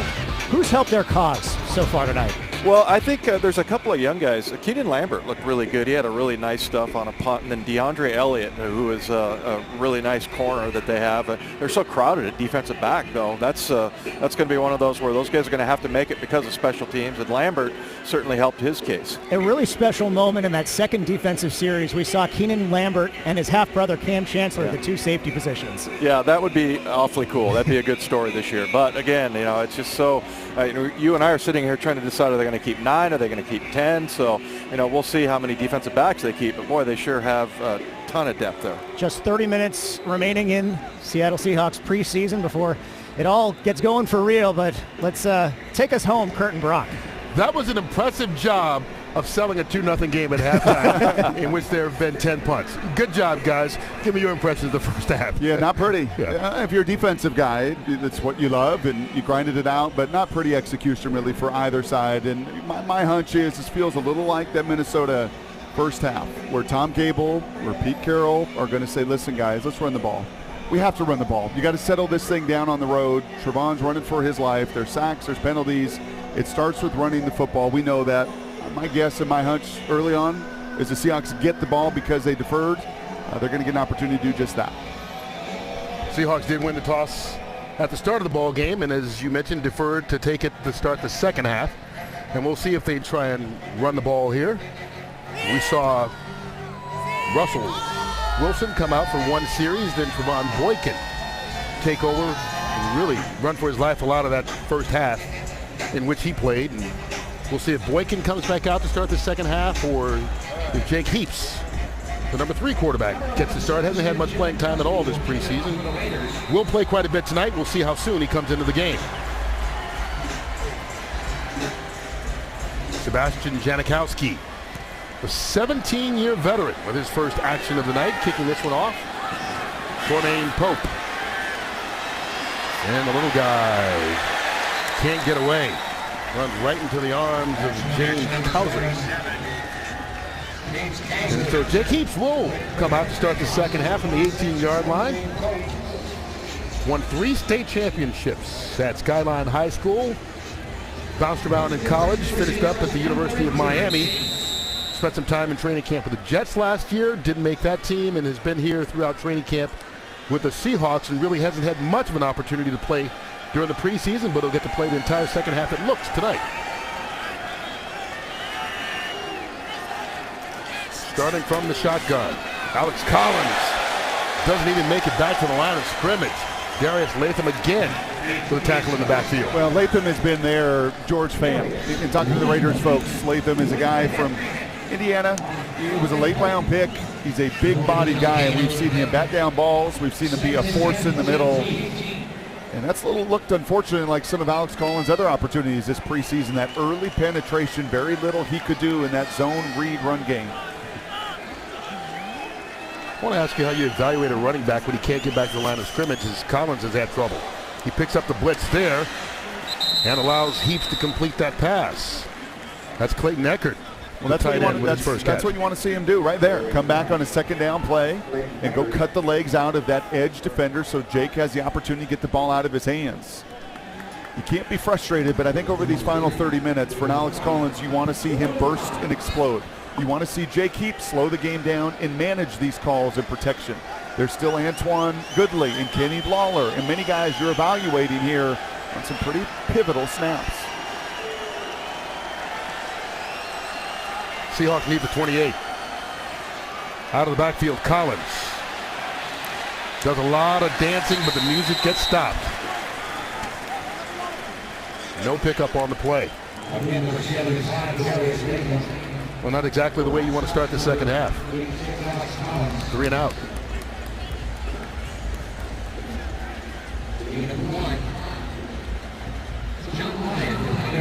So here's a look at John Ryan. Jalen Richard back deep.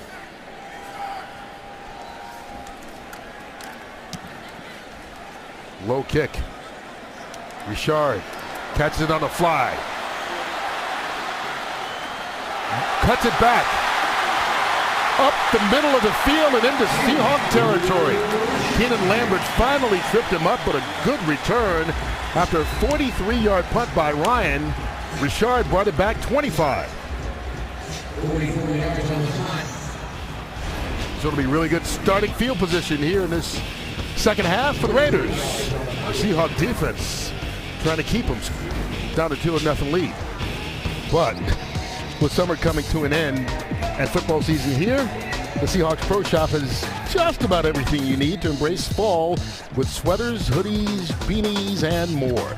Shop online or in store. Visit Seahawks.com/Pro Shop for more information. Raiders take it over in Seahawk territory. DeAndre Washington gets more down to the 45-yard line before being forced out of bounds by Ryan Robinson after a gain of 7. Another pressure look there, and that time Connor, the perfect play called. The little flat route, the little sprint out away from that pressure.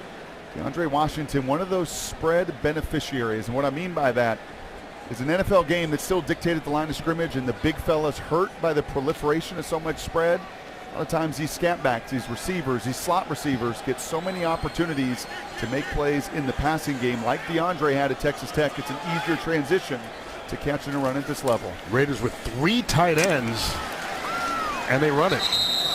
DeAndre Washington going to be close to a first down. Let's see what they spotted.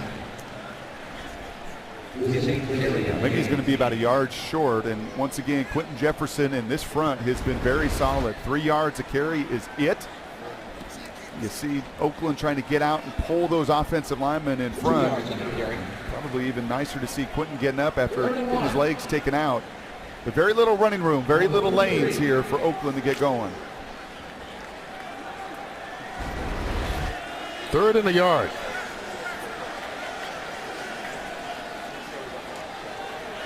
Cook zips that one, completes it, picks up the first down. KJ Brett rookie free agent out of Wake Forest on a gain of 12. And that's on Ty Smith. And keep an eye on Ty Smith here in the second half. He's one of those guys. We talked about the secondary room, Kurt, in the open of this show, and just how competitive that unit is. Trying to play some man coverage. That's a difficult one as the receiver's running away from you. Has the entire field to run away from you on that play action pass. But Ty has got to do his best to play as fast as he can. First down, Raiders. From the 22, Cook. Out of the backfield, George Atkinson, and he dropped it. Nothing between him and the end zone. And he may have been looking ahead instead of concentrating on catching that football. Yeah, that's exactly what he did. And very rarely do you see busts like this and receivers that open. And unfortunately, it looked like Longa there. The linebacker eyes are in the backfield, and Atkinson free releases. Does everything right, but bring it in and touchdown. Atkinson, the son of the legendary Oakland Raider George Atkinson Sr. Remember those Super Bowl teams in the 70s? And here's DeAndre Washington. Washington going to be wrapped up in the backfield. DeAndre Washington. Cache Palacio with the stop. Brings up a third down.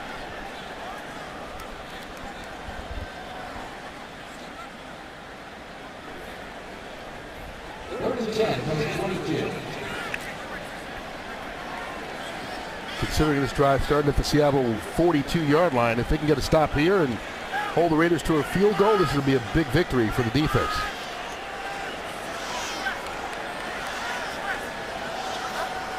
Here's Cook. Out of the pocket, scrambles. First down inside the 10. 12 yards on the run by Cook. I think that play is representative of the number of snaps Connor Cook has had in his career. A 3-year starter at Michigan State. And he feels the zone defense there by the Seahawks, the 4-man rush that loses the integrity of their passing lanes. And Connor Cook is no blazer. He's not Trevon Boykin or Russell Wilson. But you give a big guy space like that, especially in that area of the field, as things do speed up and your decisions have to be made quicker. He makes the right one. Started his slide at the 10. They spot it there. First and goal. Cook. Pump fakes. Underneath. Pass caught. Jadon Mickens, the former Husky. 4 yards down to the 6.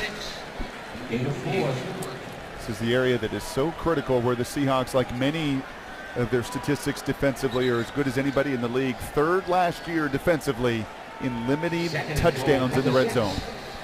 Just 44%, and a big reason is because of the comfort level so many of the guys have here defensively. You've got an extra defender as that field shortens, that back of the line, end zone. You really got to trust the best red zone defenses are those that trust the people around them to eat up space, especially as much zone defense as you see down here. There's DeAndre Washington, nowhere to go. Cache Palacio with a tackle in the backfield. That hole closed quickly. And Palacio has really played well, particularly the last 2 weeks. Against Dallas last week and then again tonight. Trying to make this team out of Washington State. I think what you see out of him is he's fearless. He's not the biggest guy. Kind of like Kevin Pierre-Louis. You can see the two of them next to each other. They should run and pursue pretty darn well. And if you bring that kind of speed to your pursuit, you can finish tackles just like that. Empty backfield. Cook under pressure. Throws it out of bounds, and he had to get rid of that one just to prevent being sacked. Marcus Burley bringing the heat from the edge. You saw the nickel pressure last time get a couple sacks for the Seahawks, even from 1.5 yards off. I think that's what fooled the young rookie quarterback there. Typically, those nickel pass rushers love to get right on the nose of that slot receiver. That time, Burley, even 1 yard off, still gets home, showing you the kind of quickness he has at that nickel position. So this will be a 27-yard field goal attempt from Janikowski. And again, considering this drive started at the Seattle 42, Seahawks will be pleased that it's only a field goal. 5-0. Raiders on top after a good defensive stand, holds them to just 3. It's the Raiders 5-0 here on a Thursday night in Oakland. Thursday afternoon, a lot of Seahawk players and Brock Hewart spent time at the Beast Mode store owned by one Marshawn Lynch. Well, Kurt, so many times these players have a difficult time transitioning out, so I thought I would just help Marshawn out a little bit, contribute to his retirement fund, which is what a lot of the players and staff joked about. It was cool. You know, it was really neat was actually seeing him there as well. And yes, that's the jacket right there. That's the one I'm bringing home. But really neat to see. And actually, I saw a bunch of the coaches and players, and you could tell it was. Marshawn has such a unique place in that locker room. It's friendship. It's respect. I mean, it's a different kind of relationship, and there was a real outpouring, and you could tell he enjoyed it today. The store in downtown Oakland, part of what they're doing to try and revitalize this city. People around here tell you it's the next Brooklyn, like it was revitalized in New York. We'll see if that happens, but a lot being done to try and turn the Oakland area around, and Marshawn Lynch a big part of that. Tremaine Pope brings it out. Escapes a tackle. Pope, his best return of the preseason, takes it into Raider territory and finally forced out of bounds. Well, that's one way to make an impression.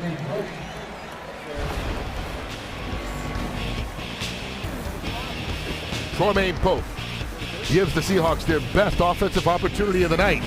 We'll see if they can take advantage of his 62-yard return.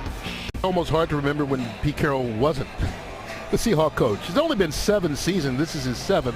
But it seems like he's been here forever, and they've been winning forever, really, since his 3rd year here when they really turned things around. Well, you talk about just igniting a community. That's exactly what Pete Carroll's leadership has done.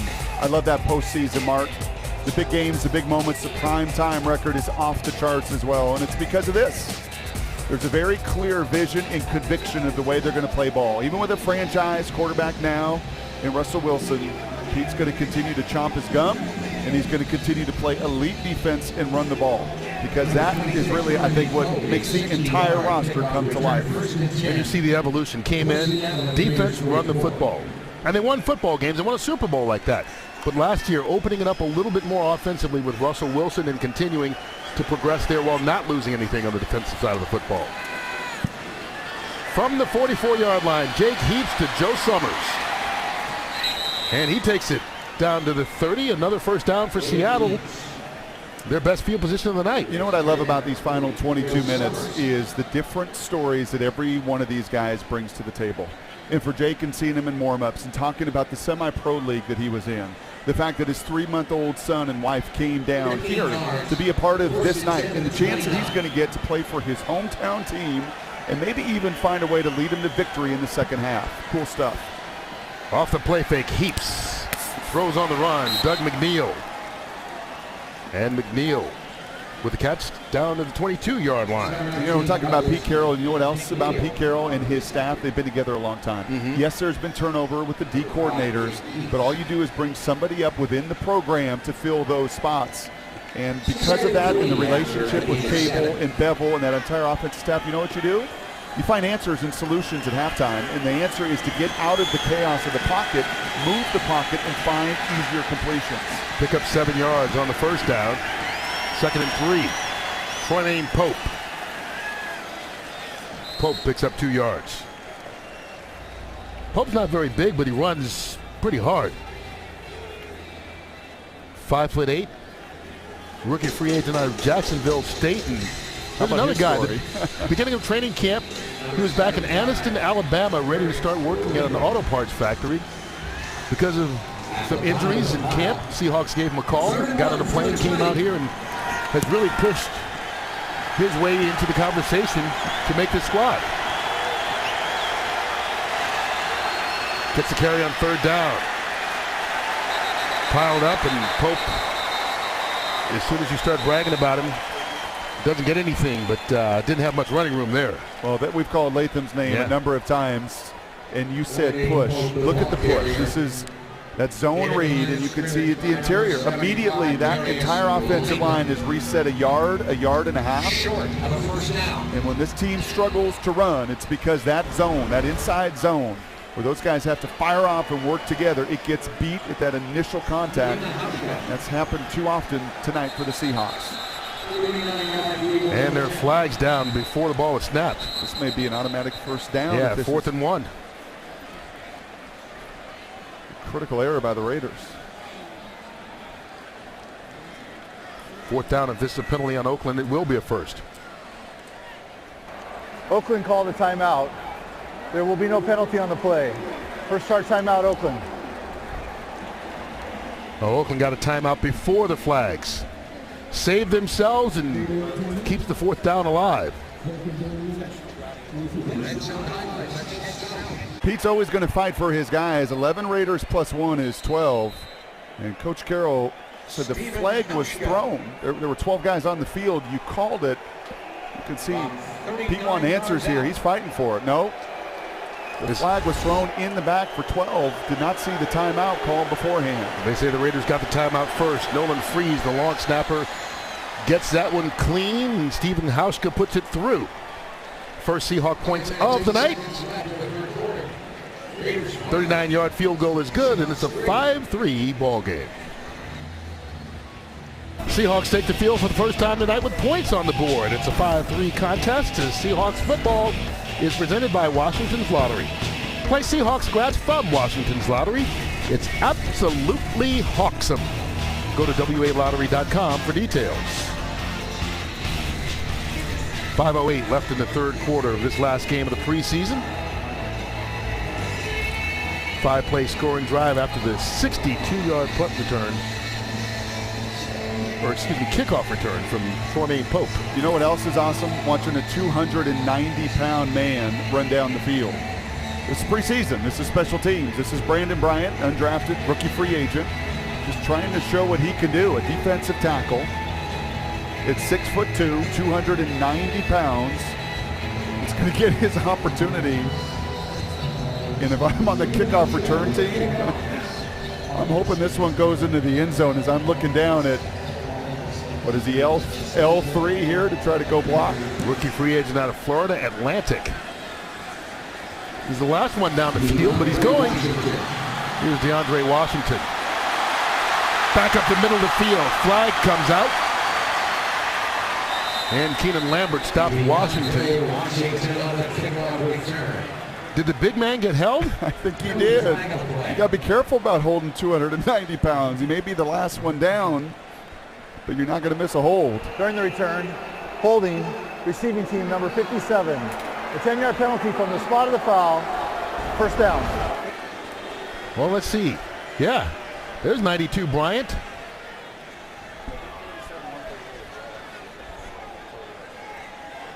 That's why you put the big man in there. Draws attention. Winds up getting held by Corey James. It worked. And now I think we realize why he may have been the last one down. He knew that he had to go in and play that next snap, and not many 290-pounders running down on kickoff and lining right up. And some of the beauty of the preseason is you're making your evaluations. So he contributed on special teams. Now lined up at defensive tackle as the Raiders start at the 20-yard line. Cook on the bootleg. Pass caught. KJ Bryant. Ty Smith with the stop.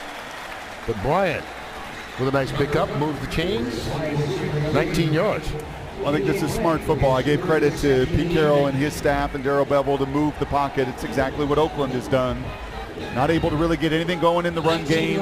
Seattle bringing some pressure off the edges and hitting the quarterback and getting after the pocket. So how do you counteract all of that activity? Well, you play action pass and try to get out on the edge away from that chaos. Jack Del Rio, now in his second season with the Raiders. The season that they enter with a lot of hope. A lot more hope than you've seen around Oakland in a long, long time. As Connor Cook completes that one. KJ Brent slips away from Ty Smith and finally wrapped up by Tyvis Powell, but another first down, 28 yards on that reception. And you can see Ty looking over to the sidelines right there, and I'm sure it's Richard Sherman and it's Deshaun Shedd, and it's some of the conversation of those older players that just don't take any breath. Don't take any play for granted right now. You've got maybe 20 snaps here over the final 18 minutes or so of this game, and you got to play every one like it's your last one, and those veterans are going to remind you. Smith, part of that battle you talked about at the start of the program. It's so deep at defensive back. Cook, pump fake. Michael can't catch it. Michael Rivera there being covered by Palacio, but he should have caught that one, even though it was a little bit twisted around. Yeah, there's a couple throws there for Connor Cook that I think these Oakland receivers are used to Derek Carr putting it right on him. We watched Derek Carr warm up, and he's got one of the 10 strongest arms in the league. Yeah. I mean, he gets an open receiver like that. We saw it with Atkinson as well, the running back. Both of them could have been caught, but you make it a little easier if you put it with a little bit of mustard right on their pads. Here's Cook, pressured. And DeAndre Washington drops that one. And that was set up. So you move the pocket to counteract some of that pressure and activity. You also draw and screen. And both teams have kind of held that screen card in their pocket until right there. Bill Musgrave, that was an excellent call. The timing was ideal. Everything was in front. But a little bit like Atkinson, these young players get so excited to make a play, they lose the very basic fundamentals at times of looking that ball in. So 3rd and 10 after the back-to-back incompletions. Cook.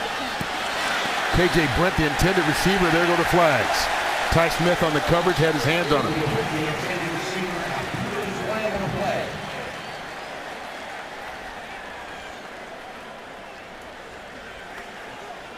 You can see Pete Carroll's arguing that that ball was not catchable. It's thrown too high. Richard Sherman joining in. Yeah, what coach said.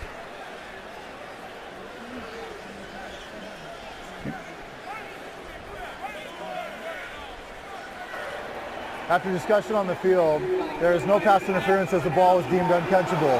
4th down. And attorney Pete Carroll wins his case. You say attorney, can't you just picture him in a pickup basketball game? Is the total arbiter of any call or non-call and making sure that he influences. You don't think those coaches talking to officials throughout the course of the game matters? It does. It doesn't dictate all the calls all the time. And I think if you talk too much and cry wolf too often, they tune you out. In a situation like that, Richard, Earl, Pete, all of them, I think helped influence or at least educate that call.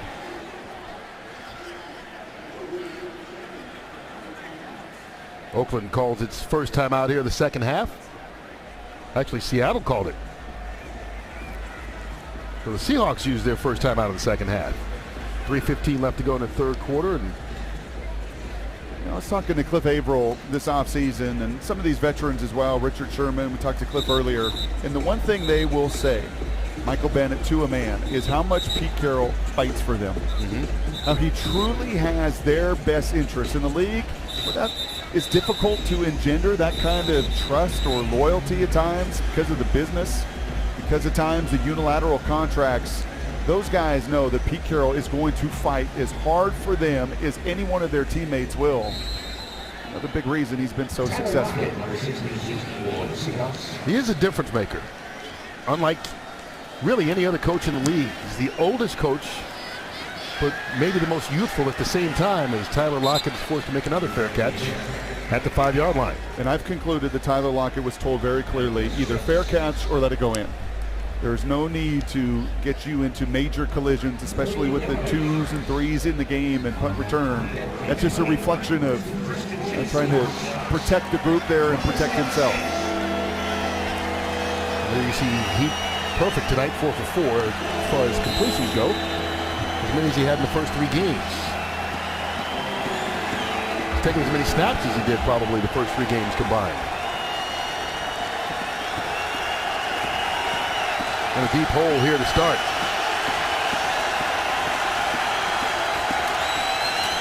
Alex Collins. A couple of moves, but doesn't get far.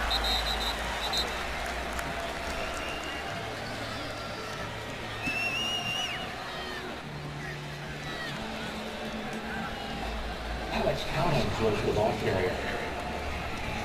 Collins in that battle of what's probably even a more crowded running back competition than the Seahawks expected at the start of training camp.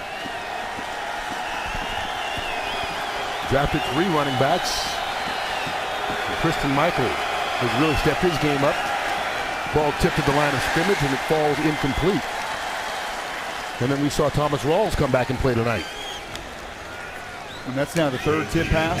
We saw it earlier with twice with Boykin, that time with Heaps, and that's a reflection of not just that run game having a hard time moving these Raiders. It's also a reflection even in the passing game, how they are squeezing down those passing lanes. They're squeezing down that pocket. Once again, it was Autry there. We saw it earlier with Latham. This Oakland defensive line really having their way through the first 45 minutes of action. Seahawks needing the 16-yard line for a first. Heaps from his end zone under pressure. Just throws that one down into the ground. And that may be another intentional grounding. If he got a receiver over in the area, Seattle it won't was a be. receiver in the area. Number 36 was a receiver in the area. Yeah, they were trying to set up the screen. You saw Musgrave call it for Oakland on the other side, so you feel all this pressure coming. That's a boom or bust play. If you were able to get that to Collins within some of the rhythm and timing, there was going to be a lot of green grass. But unfortunately, like many of these kind of must-pass situations, too much pressure, and all Heaps could do was throw the screen pass away. Seahawks 4-3 and out tonight. John Ryan from the end zone. DeAndre Washington at midfield. In Seahawk territory and stopped at the 40-yard line. Another tackle in special teams by Keenan Lambert. DeAndre Washington to the 40. He has really played well tonight on special teams. Hey Seattle, are you sick of your Friday night commute? Friday Night Vibes is Seattle's largest outdoor happy hour. Enjoy food trucks, drink specials, live music, and more. Now at CenturyLink Field in the North Plaza. Start your Friday nights on a happy vibe. For more information, visit FridayNightVibes.com.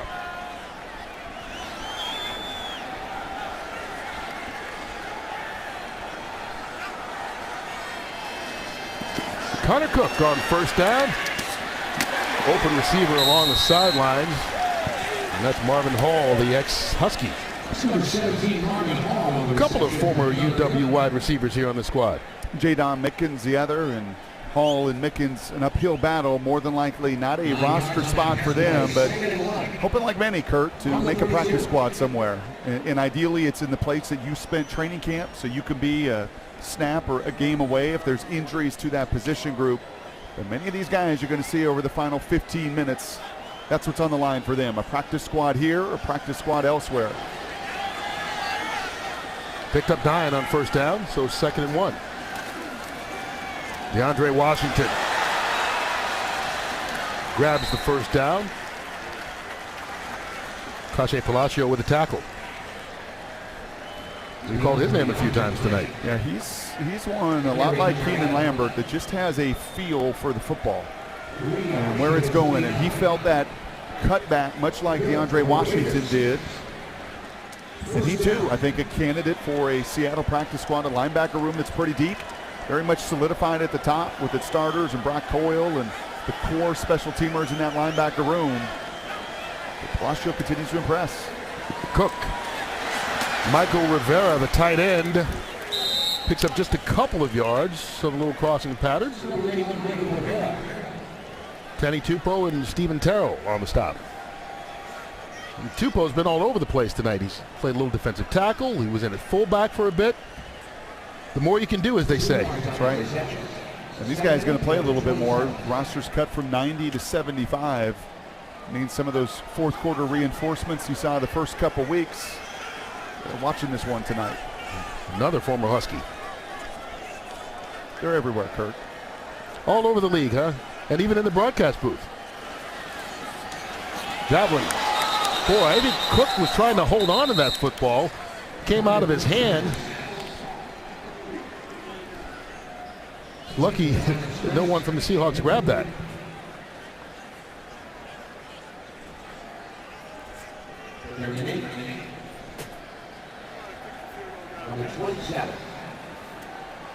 It's a good call here. This is kind of a fun little chess match where we've seen the pocket move. Good look at Chris Richard. Does he want to play some of that zone coverage on a 3rd and 8 situation? Does he want to heat that pocket up and Connor Cook and let his guys on the outside right now looking like press man coverage and pressure? On 3rd down, Cook under pressure. Going up top. And a little bit of miscommunication with Johnny Holton. He stopped his route. And that'll be it for the 3rd quarter. Raiders going to be in a kicking situation. 1 quarter left in the last game of the preseason. 5-3 Oakland.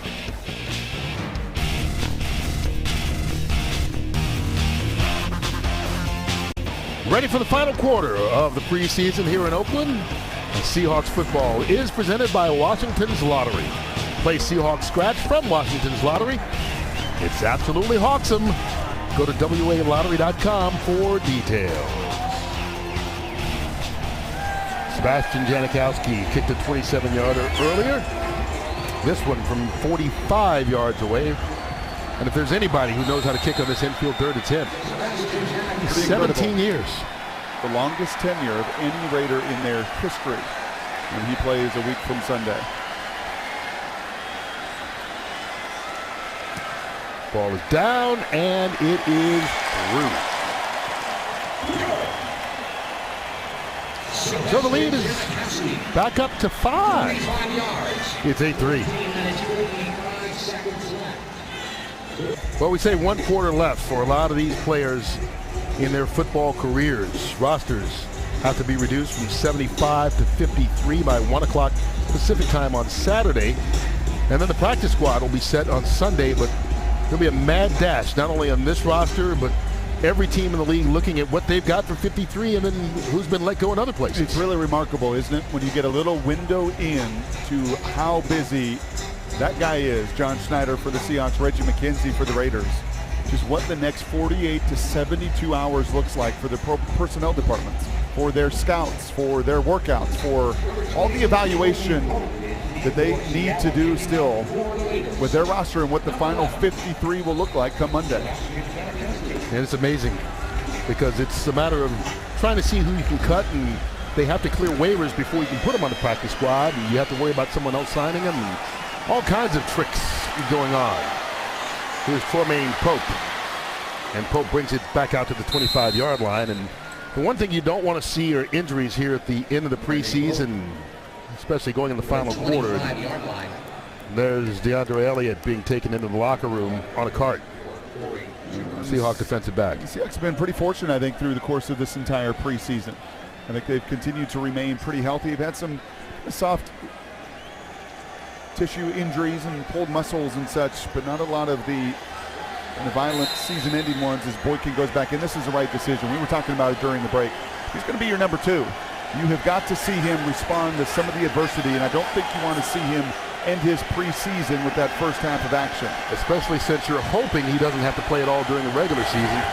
But if he does, you don't want him to end the preseason on a note like he's had tonight. At least thus far. Working from the shotgun. Pump fakes. In trouble again. Escapes. And runs out of bounds. It's been a long time since he's had a clean pocket. You know what else you haven't seen tonight is very many clean first reads. How many times has he been able, if that getting that ball out of your hands is such an emphasis for Russell and for Doug and for Tyler and for that offense, how many times has he had to pull it down as he's seen the picture not clear and he's got to scramble and he's got to run and he's got to move? Been a difficult night at the office for this entire offense, and especially the quarterback as he feels the brunt of that pressure. Got 3 yards on that scramble. This time hands it off, and once again, there's D'Amico Autry before Tremaine Pope could even get back to the line of scrimmage.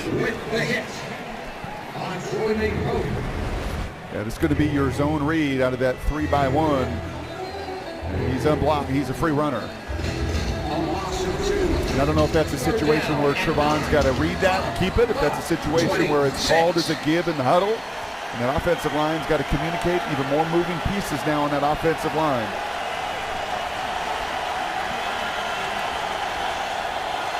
Boykin on 3rd and long.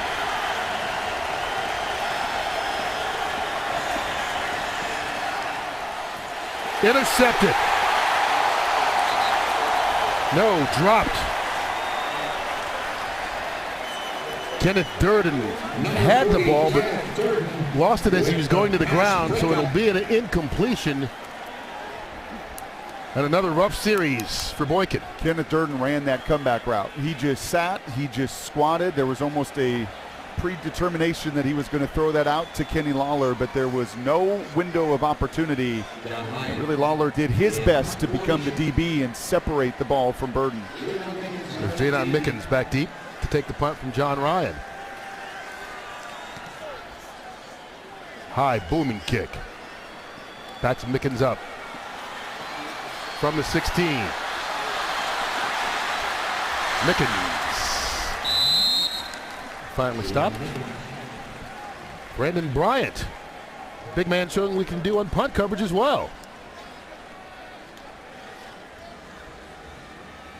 Well, it's been a struggle tonight for backup quarterback Trevon Boykin and that backup offensive line.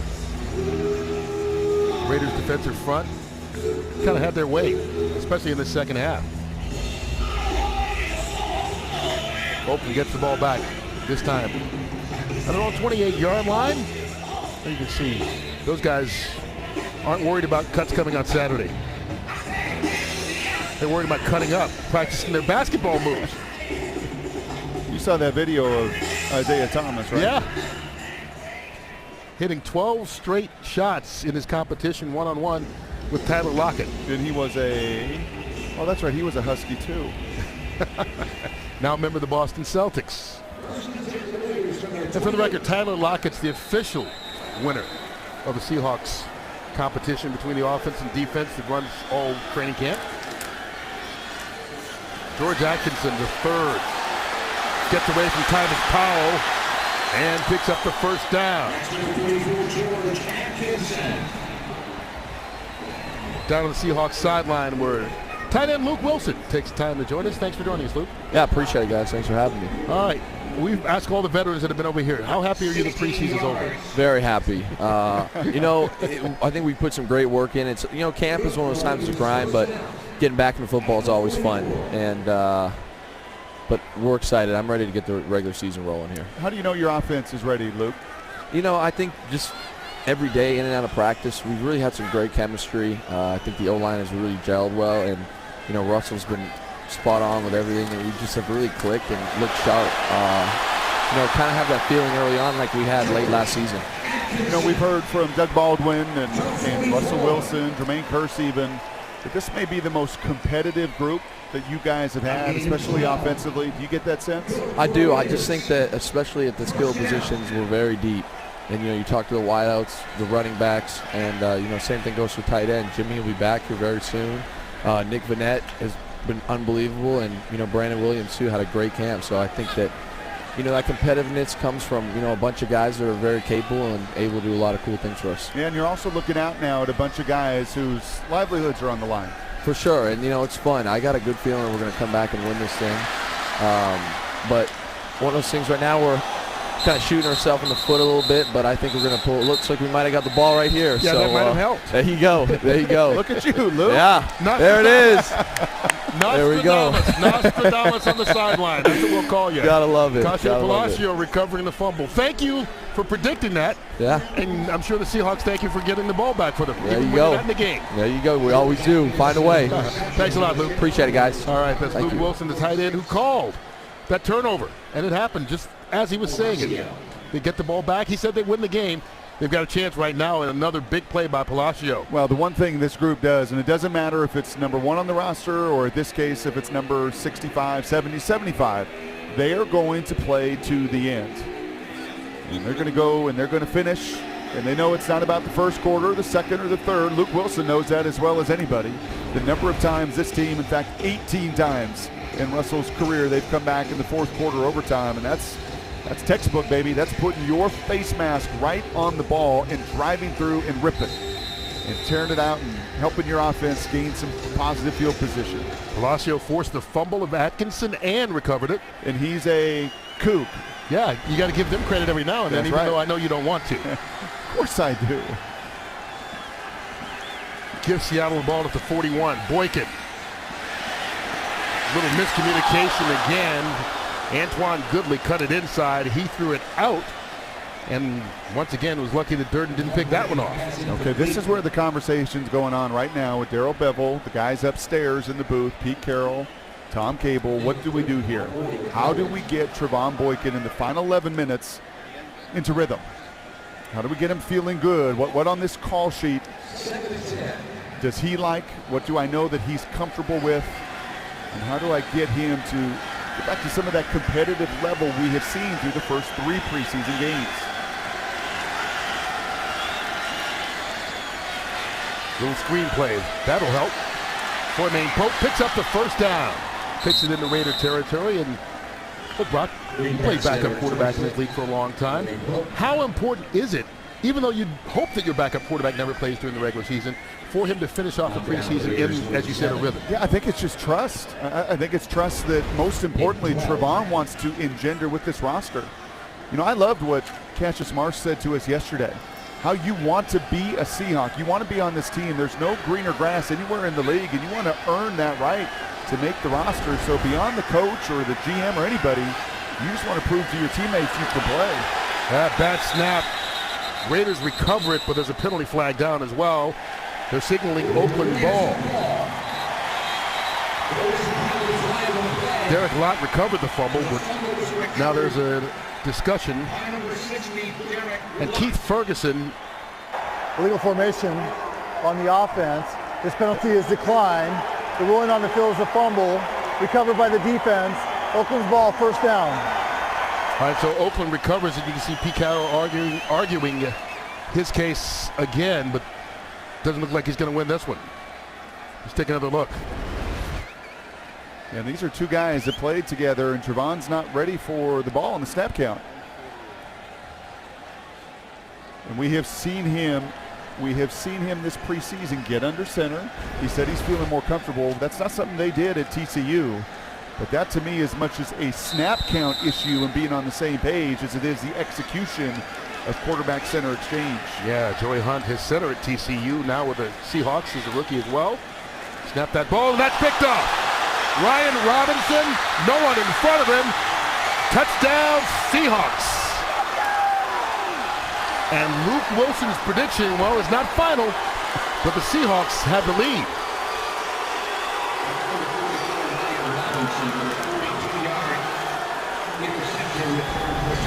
How good does that feel for Ryan Robinson, fighting like mad here in the fourth quarter as well?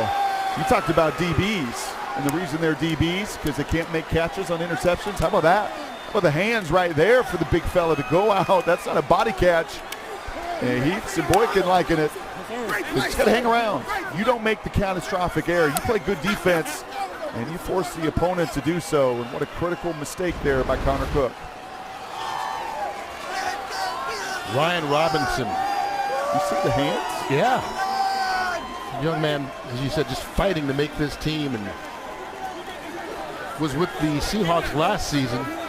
During the offseason, wound up suffering a knee injury and put on injured reserve, came back this year and really looked good in training camp, but hadn't had a chance to show it a whole lot in games until that play. 48-yard interception return for a touchdown. Seahawks going for 2. The Seahawks will go for 2.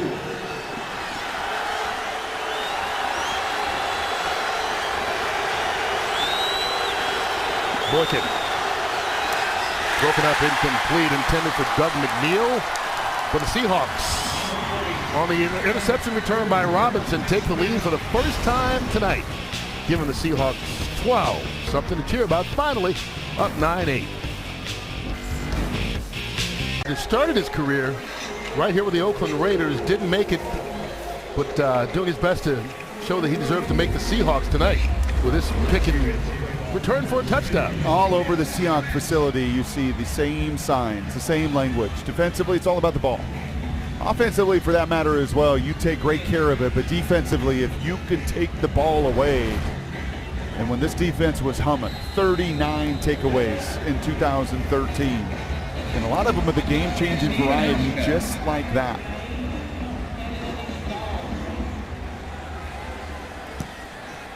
Hauschka going to kick this one short. DeAndre Washington. Stiff arm.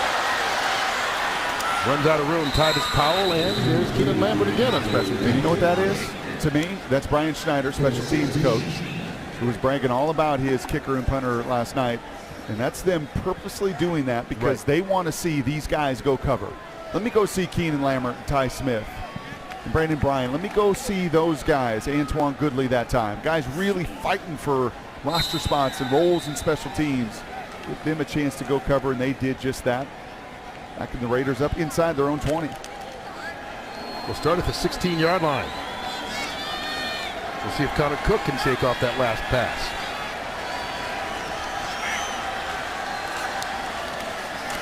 The handoff to George Atkinson. Atkinson tripped up. Cassius Marsh got a hand on him. 2 yards on the run. Gain of 2 to the 18. Second state. Marsh getting a chance to show his versatility. Playing defensive end, linebacker. Good look at the special teams coordinator. Actually was a special teams coach here in Oakland for a couple years as well, and he's got 2 of the best weapons in Hauschka and Ryan, and he knows it. George Atkinson again. That play stretched out. Justin Hamilton with a stop. 5 yards on that one. And probably no surprise after the critical error and the interception. Keep it on the ground. Just get yourself in more manageable third down situations.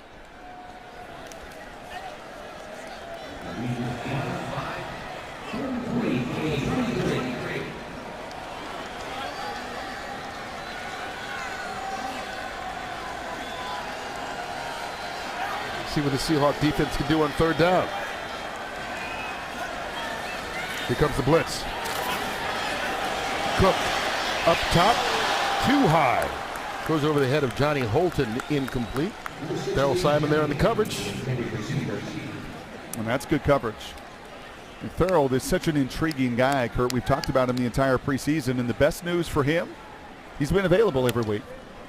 Because that's been his greatest challenge through many preseasons and training camps and off seasons, is just getting that quality work in. He's looking at the replay on that screen, and he sees that he's in perfect position. Can't throw it over him, can't throw the back shoulder, forces the incompletion. Simon's only been active for 11 games in 3 years. Remarkable. Marquette King.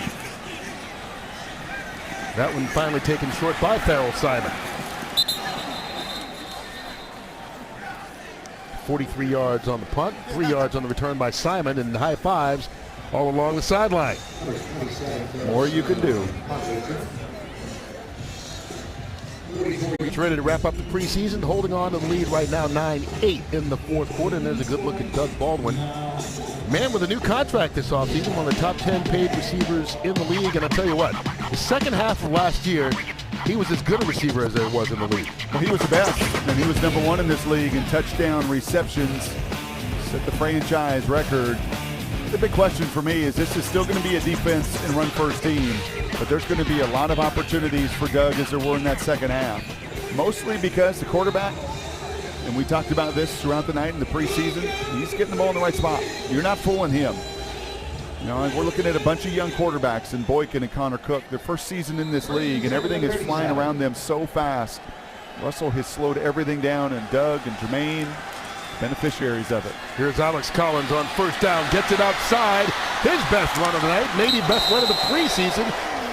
Takes it into Oakland territory. Big run by Collins of 23. Yeah, there's no doubt that was the best run. He had a couple runs last week where it's very similarly, he cut it all the way back. He's feeling the flow there, and then he's got the juice to get outside the containment. That's going to be a critical error defensively there for Antonio Hamilton, but a wonderful job of seeing the 225 pounds getting in that extra gear, and that's what this organization wants to see and continue to see from Alex Collins. And you talked about trying to find something to settle down this offense as we get a timeout called by the Seahawks. Second charge timeout. Seattle. But that run will certainly help. And one of the things you saw, they brought 2 tight ends in on that first down play, wind up running the football, just something basic.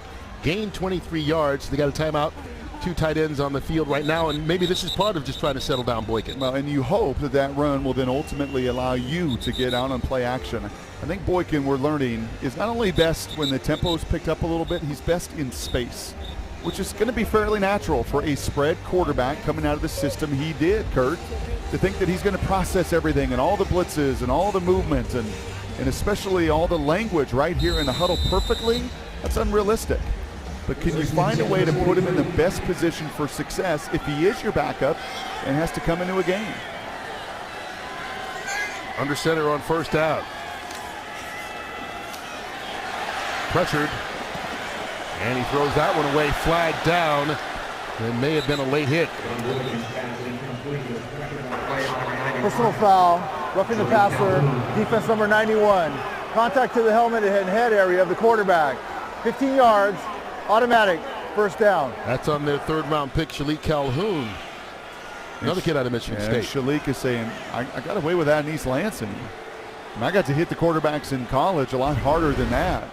But he's going to learn pretty quickly, third-round pick that's going to get some run this season. And that's an iffy one. Typically you go to the head, or we've seen this preseason, you drive a quarterback into the ground. And that's one that I think actually Shalik's got some debate about, because that was not very vicious. Oh, and they called it a shot to the head. Clearly wasn't. But a 15-yard penalty puts the ball at the 28. Alex Collins, stutter steps, keeps his feet, and going to be near a first down.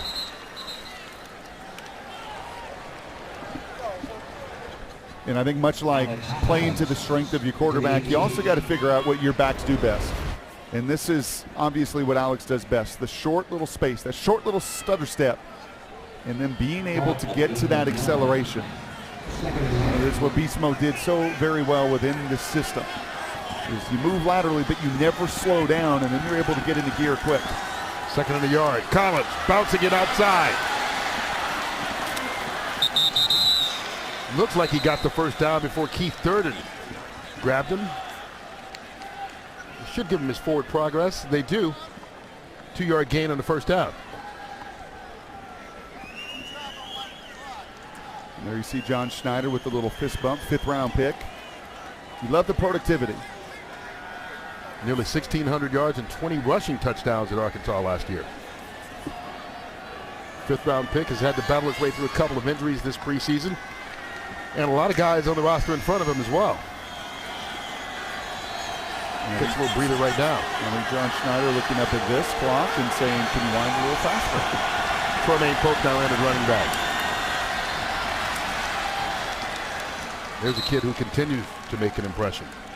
First time the Seahawks have been inside the red zone tonight, and he runs it for 4. Well, this is the first time, as you're seeing even more backups for Oakland, this is the first time you've been able to establish the line of scrimmage. And no surprise that play action pass comes off of it. No surprise that you start to dictate. It all starts with those big boys up front.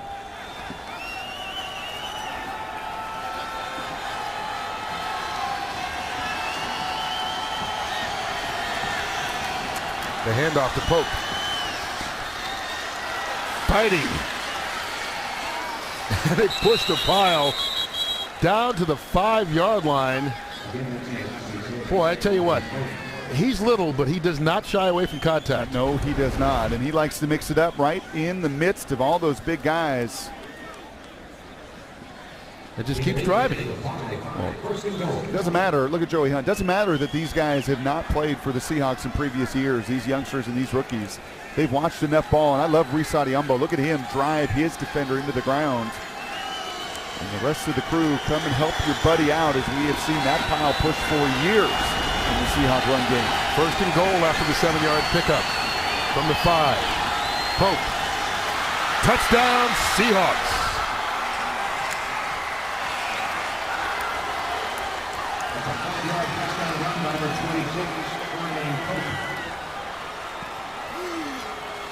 Ryan Robinson with a defensive touchdown. Tremaine Pope with the first offensive touchdown from either squad all night long, and the Seahawks extend the lead. Well, he said he's got the biggest burst in that running back room, and it's awfully close. Krista Michael's got plenty of burst. Thomas Rawls has got burst in a physical, combative nature. But this little guy has made his mark this preseason. Every opportunity he's gotten, he's flourished. Week 1, 2-point conversion, Kansas City, touchdown runs. And Pete Carroll loving the guy getting behind his paths, scoring the touchdown. High snap brought down by John Ryan, and Stephen Hauska gets it through. And so just like that, the Seahawks now lead it by 8, and Pope scored the last touchdown. Robinson scored the previous, but we may have to give the credit to Luke Wilson, who predicted the Seahawks would come back and win this game, and right now they've got a chance to do it with 5:14 left.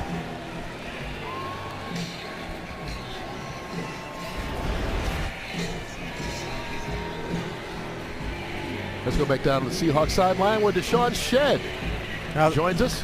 How's it going? All right, how are you? Doing good. Hey, what do we call you? Do we say your quarterback or your safety, or what label do we put on you? I'm a defensive back. I'm a DB. Wherever you want to put me, I'll make it happen. Defies all labels. Yeah. Well, these Seahawks and a lot of these young guys, Deshaun, have not been around this team, obviously, but they've learned pretty quickly that you don't win in the first, the second, the third, but you win it in the fourth. What are you seeing? Oh, man. It's how you finish. That's all we preach. It's all about the finish, and our definition for finish is do right longer, and that's what it takes. You got to go. Like you said, you don't win in the first, second, third. It's the fourth quarter, and that's finish time, man. The young guys are doing just that. Do you remember this moment years ago when you were sitting after the fourth preseason game and wondering what the call was going to be and where life was going to take you? Does this night bring you back to those situations? Definitely bring me back. One of the nights was here, actually, in Oakland, and I believe I finished the game with a pick six that game. So definitely bring a lot of memories back. And it's dirt. Nobody likes playing on this dirt, but it's just one of them games that we got to come out here and do. So. Talk about as a veteran, and you watch the young guys. Obviously, you pull for them, you root for them. But, I mean, this is a business, and you know that the roster is going to be cut. These are guys that you've been with day in and day out for a couple of months. Is it tough on the veterans even to watch? Oh, yeah, it's definitely tough. It's bittersweet because we get to go out here and just watch them and cheer for them and see it go out here and compete. But the bitter part is it have to be cuts. It have to be cuts. People got to go. But another sweet part is a lot of people from this team actually get picked up most of the time. So it's good to see the young guys go, but it's good to see them have opportunities somewhere else if it ain't here. Deshaun, what has stood out the most about these rookies coming in here as a class? Oh, man, it's just their will to just compete and their effort. This class has been really great. You see them finish in the fourth quarter of the game. You see Lil Pope out there doing well. DeAndre Elliott, Ty Powell, Keenan Lambert actually coming back and doing a great job. And so just to see them go out there and compete and finish these games, it's really fun to watch them. Well, we appreciate you taking the time to join us. Good luck this season. Thank you. Appreciate it. All right, that's Deshaun Shedd, defensive back. Don't call him cornerback. Don't call him safety. He's a defensive back. Let's do everything. You know, I've said to you in this fourth quarter, you want to gain the respect of your peers, whether you're Trevon Boykin and kind of gain that trust. Tremaine Pope, who at every turn has done his job. Palacio, who's made plays. But don't you just get the sense being around this team as far as respect goes? Maybe Deshaun Shedd is respected as anybody. Yeah, without a question. You talk to guys, it doesn't matter offense or defense. He is very well respected inside that locker room. Coaching staff as well. Here's Connor Cook. The ball tipped at the line of scrimmage. Didn't you have Pete Carroll on your radio show this week? Did you ask him a question involving Mr. Shedd? Yeah, we asked Pete about the, for some reason, asked him about the hardest workout he ever did, or the best workout, because the guy, obviously, you can see the shape he's still in. And don't tell him he's the oldest. He's sick and tired of hearing that. But Coach Carroll said that he ran 2 miles in 10 minutes and 35 seconds when he was still playing ball. And I said, well, who on your roster do you take in a 2 mile? And without hesitation, it was Deshaun Shedd. Just unrelenting work and relentless work ethic. Here's Connor Cook in trouble, gets away, and gets it downfield. Jadon Mickens, the former Husky, right in front of Eric Pinkins, 34 yards. Well, speaking of relentless there, Connor Cook, good for you. You made some critical errors. You had a tough go. You give up the pick six. The pocket breaks down around you. A good rush there. You see Cassius Marsh starting to use his hands. Unfortunately, there, Quentin Jefferson Cash is unable to make the sack. Connor Cook keeps the play alive and hits Jadon down the field. There's a flag on the play as George Atkinson has the carry. There's a challenge flag beforehand. Too many men on the defense.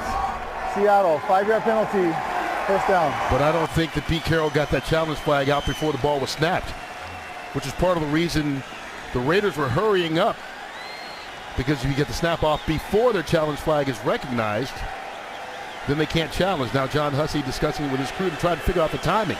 Was the challenge flag out before the ball was snapped? If so, they'll take another look at this catch, whether or not it was a catch. If it wasn't, and it looks like he's telling Pete to keep it. Seattle threw their challenge flag too late. We are not going to honor the review. Defensive team has 12 men on the field. That 5-yard penalty will be enforced in the previous spot. First down still. All right, so the Seahawks not only don't get the challenge, they have too many men on the field and get penalized as well. Let's go back and take another look at this catch and see whether or not Mickens made the grab. He's got to have possession of it as he goes out of bounds. It's hard to tell if he lost possession there. I don't see it, at least in that view, hitting the ground. He squeezes, uses his legs there to control the ball through the ground. I think that call would have stood. Regardless, first down from the 12. Cook, nowhere to go, just gets rid of that one. Good coverage in the secondary. And you saw earlier this exact situation, and we referenced the stat there, third best in the league, and not allowing the opponent to score touchdowns. That's how you become the #1 scoring defense for 4 consecutive years. Something not done since the 50s and 60s with the Cleveland Browns, but it's these situations. Good offenses in this league are going to drive. They're going to get into the red zone, but it's limiting the damage and holding opponents to field goals, what's made this defense one of the best that the NFL has ever seen, and the best going right now. Here's Cook. Little screen play, George Atkinson. Can't run forward. Steve Longa finally gets him out of bounds. Brandon Bryant, whose name we've mentioned quite a few times tonight, chasing him from behind as well. Yeah, that big man was doing his best at the top of Rubin right there. We saw him on the kickoff coverage team. The hustle of 290 pounds pursuing down the line of scrimmage. He was a guy that tested very well. I mean, he tested right there with Robert Kindici in a bench press in a 40 time. Just putting it all together and doing it down in and down out. Something that many of these Seahawks defenders are learning. See if this defense can get a stop on third. Atkinson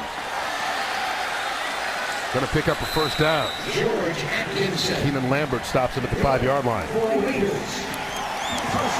First and goal, Raiders. Now, if Oakland gets a touchdown here, do you think they'll go for 2 and try and tie this last preseason game? Send it to overtime? First and goal from the 5. They wouldn't do that, would they? You know the answer to that question. Yes. Now, what play you may call in that situation? We'll find out. Flag. Farrell Simon there covering Johnny Holton. Too much contact. Defense number 27. The foul occurred in the end zone. The ball was placed at the 1-yard line. Automatic first down. And you know that Farrell Simon likes contact. He likes to get his hands, much like Brandon Browner used to do when he was out on the edge playing corner with the same kind of build. If you put 2 hands on that wide receiver in the end zone and impede their ability to get the ball, more often than not, you're going to draw the pass interference. First and goal from the 1-yard line.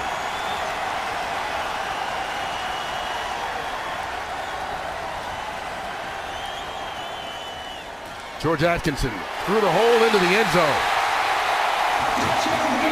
All right, we'll find out if they go for 2.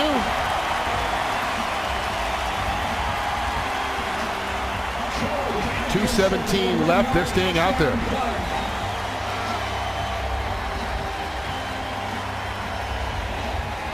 Jack Del Rio wanting his team to go for the 2-point conversion after the touchdown by Atkinson.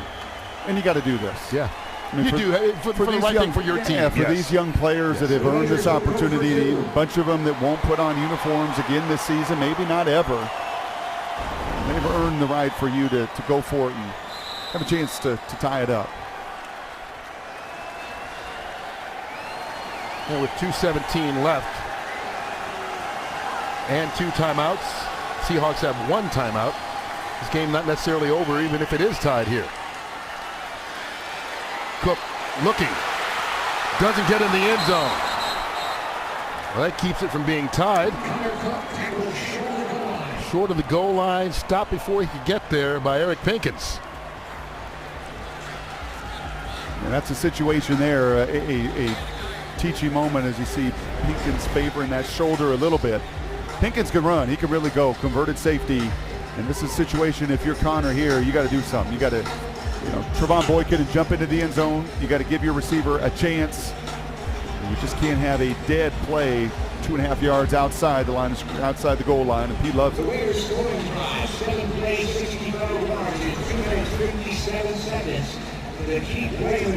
So after a quiet first 3 quarters, we've had turnovers, we've had touchdowns, just about everything has happened here in the 4th, and it's still a 2-point contest, 16-14. And Pete wants an explanation. I mean, he is going to fight for everything, and you see him.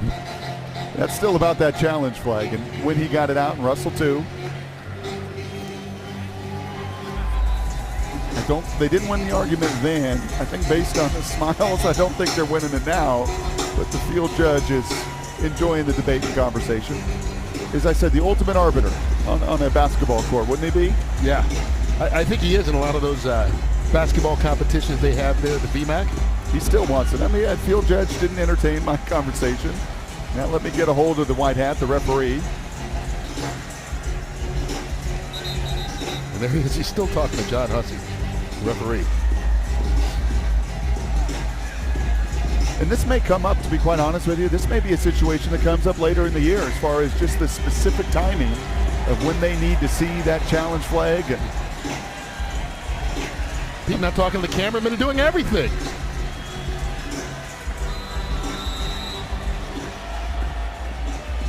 Here's Janikowski. See if they try the onside kick. They do. Flag down.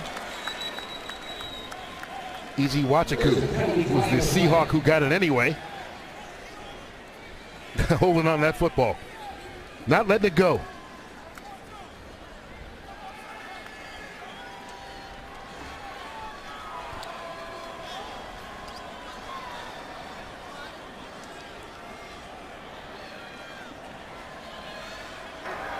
Offside, kicking team. That 5-yard penalty will be enforced from the dead ball spot. Seattle keeps the ball, first down.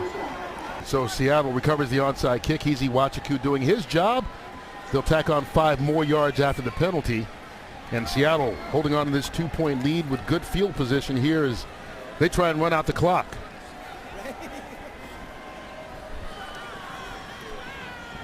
Starting at the 44-yard line of Oakland. Trevon Boykin trying to finish off this preseason on a happy note.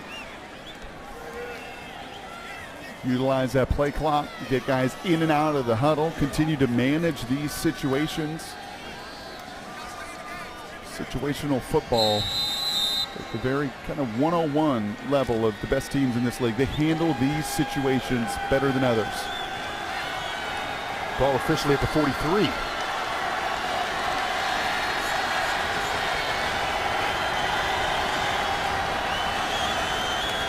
Handoff taken by Troymaine Pope. Scored the 5-yard touchdown the last time he carried the football. Picks up 3 this time. You know, you go back and it's going to be a tough cut for a lot of these guys. Tough cut at running back for the Seahawks. But I'm reminded, this time last year, Thomas Rawls, this was the game where he forced the Seahawks coaching staff to make some decisions, and you kind of almost feel like Troymaine Pope is in that same battle right now, not expected to do a whole lot, and has done it all preseason, and tonight really forcing the issue. Yeah, and I think this regime does as good a job as any around the league. Oakland does as well. They've got a number of undrafted rookie free agents playing prominent roles on their team. But when you say to guys, you make the decision for us, you want to be able to back that up. So when they do, and they perform, and they outperform others, they earn the right on a roster, and a difficult roster to join right here. And there's another big run by Pope. Caught from behind, flag goes down as well. There's a horse collar tackle, so they'll tack on more yardage. But once again, Pope showing what he can do. 32 on that run. And there's one thing that you know about Coach Carroll, John Schneider, the mix between those two is they love unique talent. Personal foul, horse collar tackle on the defense. That penalty will be enforced half the distance to the goal. Automatic, first down. They don't just look for standard fare, and it's just elite quickness. And that's backups for Oakland that are sitting there watching. They've got their contain angle, but not good enough just to stand there, especially not against a talent who wants it as badly as Pope does tonight. What a way to take us to the 2-minute warning here in Oakland. Seahawks football has been brought to you by CenturyLink Prism TV. Visit prismtv.com for more details. CenturyLink, home team, home connection. And Washington's Lottery. Play Seahawks Scratch from Washington's Lottery. It's absolutely Hawksome. Go to walottery.com for details. Seahawks lining it up. Handoff taken by Alex Collins. Collins keeps fighting, going to be stopped just outside the 1-yard line. And Oakland can only stop it one more time, and this is where you've got to take advantage of now 30 seconds left on that play clock. Run that clock all the way down. Nice job by George Fant washing down that end, giving Collins the opportunity to cut it back.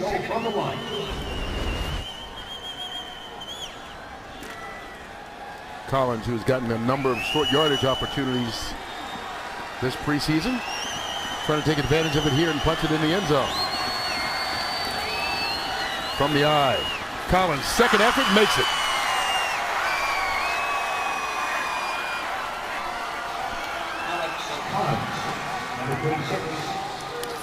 His first touchdown of the preseason.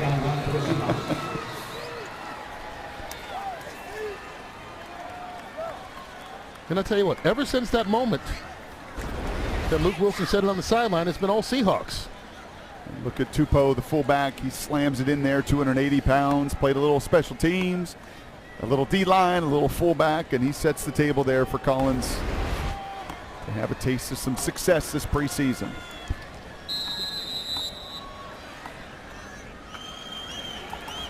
Stephen Hauska out for the extra point.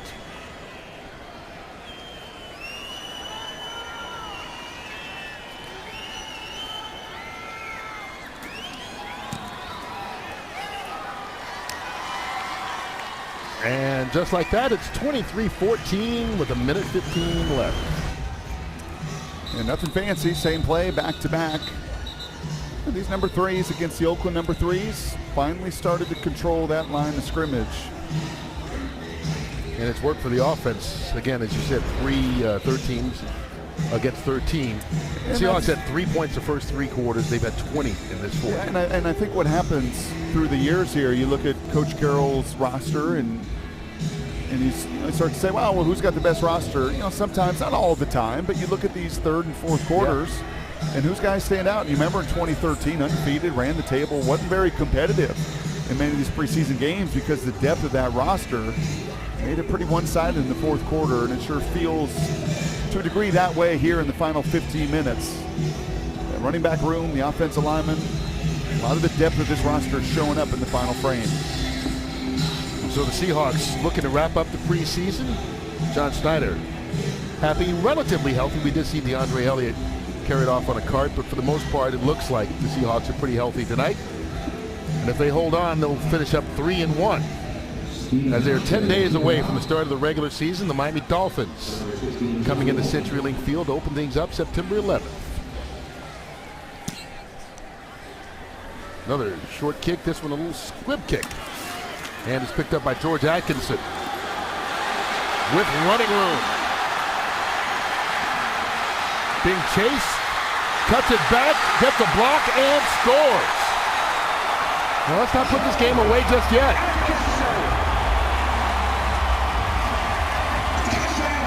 "81 yards on the kickoff return by Atkinson for the score.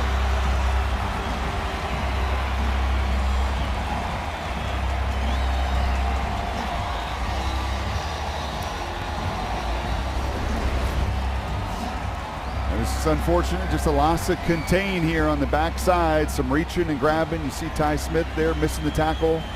I think most importantly for Hauschka to not get hurt and try to do something here in the final minute of the preseason that would hinder him in the regular season. And Atkinson, like many of these guys, and you've seen it with Troy Maine Pope, they don't want their preseason to end.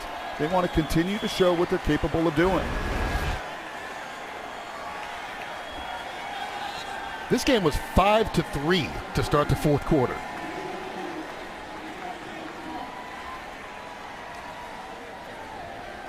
Raiders called a timeout just to make sure everything's all settled. I think they may have been a man short. You get it lined up for Janikowski.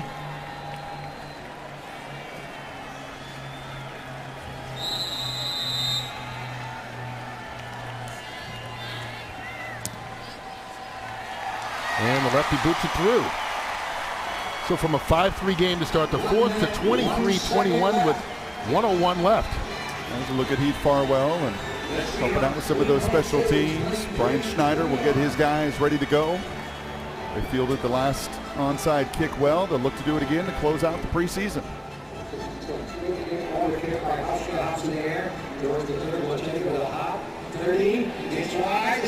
Brian Schneider getting his special teams unit together. See if they can return a little bit more disciplined than they did on coverage there. A lot of these guys, as we said, playing for their football lives with the cut downs happening on Saturday.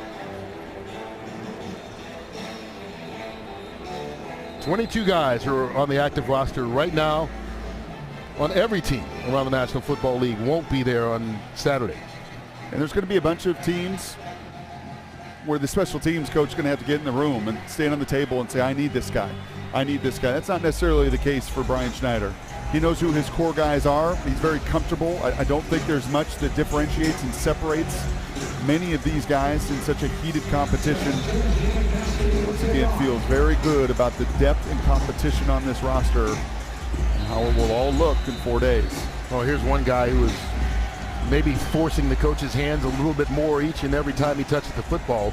Troy Maine Pope. Back deep, and once again, Janikowski tries the onside kick. This time he goes out of bounds. So the Seahawks will take it over in Oakland territory. That's a pretty good onside kick right there from Janikowski. Driving the ball into the ground, exactly what you want, trying to give your guys an opportunity past that 10 yards to go and get it. But the Raiders didn't recover it.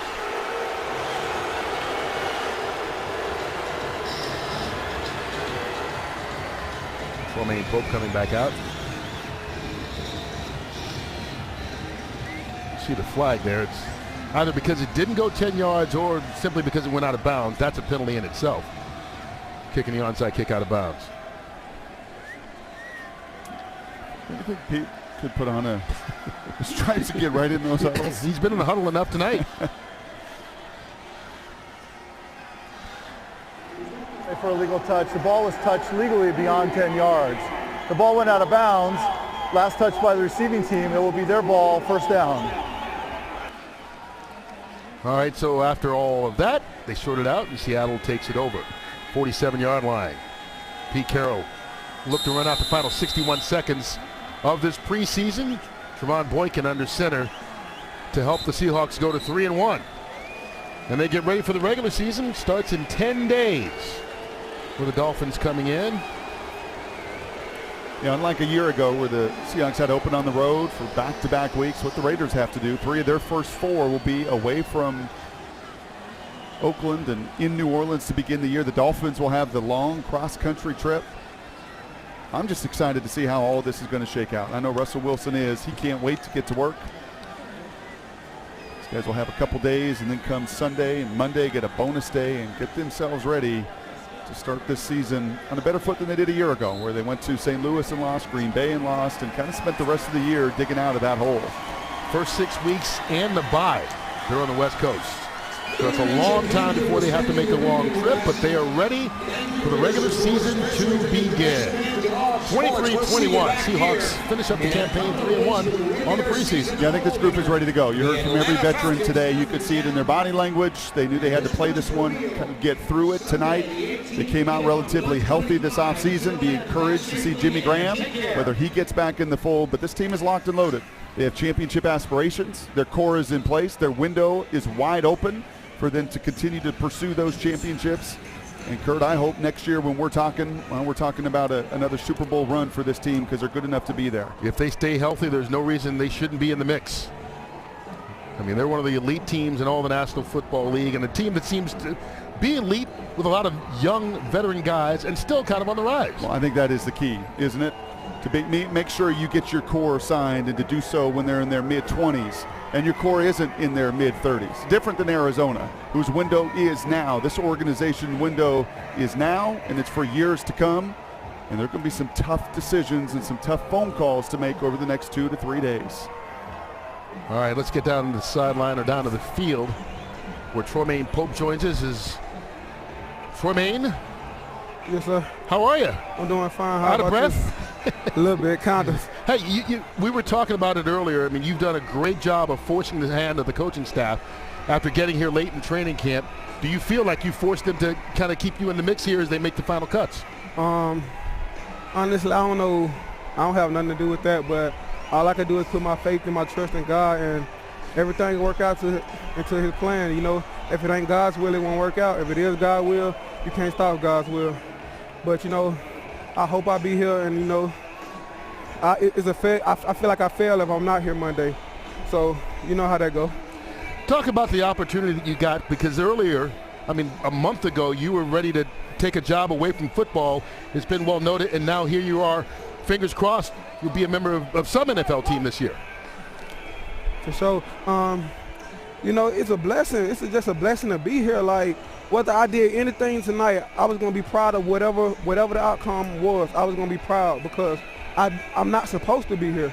So therefore, I always come into these games, and I go into practice like I have nothing to lose. All I can do is get better each and every day.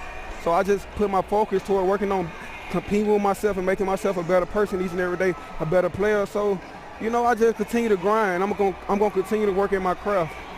You know, it's all about you and what you do, but you look around, and one of the things is there's so many free agents and guys who didn't get drafted and didn't get opportunities that have come to Seattle, and the Seahawks have shown if you prove yourself on the field that you will get a chance to make this roster. Did that at all play into your mindset coming here and with all the guys that are around you in the locker room? In my mindset coming here, I know a lot of guys here was undrafted and they on the team right now and they got paid big money. So my whole mindset was come out here and work hard no matter whatever they asked me to do. I was going to put my best effort at it. Like whether it was just running down on kickoff, I was going to do it 110 miles per hour because it's just the way I work. Like I was coming here to be the best that I could be. I was coming here to make a statement. I was coming here to do what I had to do, and I'm so blessed that God put me in this position. Like I give all the credit to God because God knew the best situation to put me in, and I was here. Well, Troymaine, I think you did a good job of representing yourself. You should be proud of the preseason you had. Yes, sir. Very blessed. Well, congratulations. Thank you. All right, go in the locker room and celebrate with your teammates. That's Troymaine Pope. Once again, the Seahawks finish up the preseason 3-1, winning tonight 23-21 in Oakland. Next up, the regular season in 10 days. Next up on your TV screen, Aaron and Dave with the postgame show. For Brock Hewitt, I'm Kurt Menefee. So long.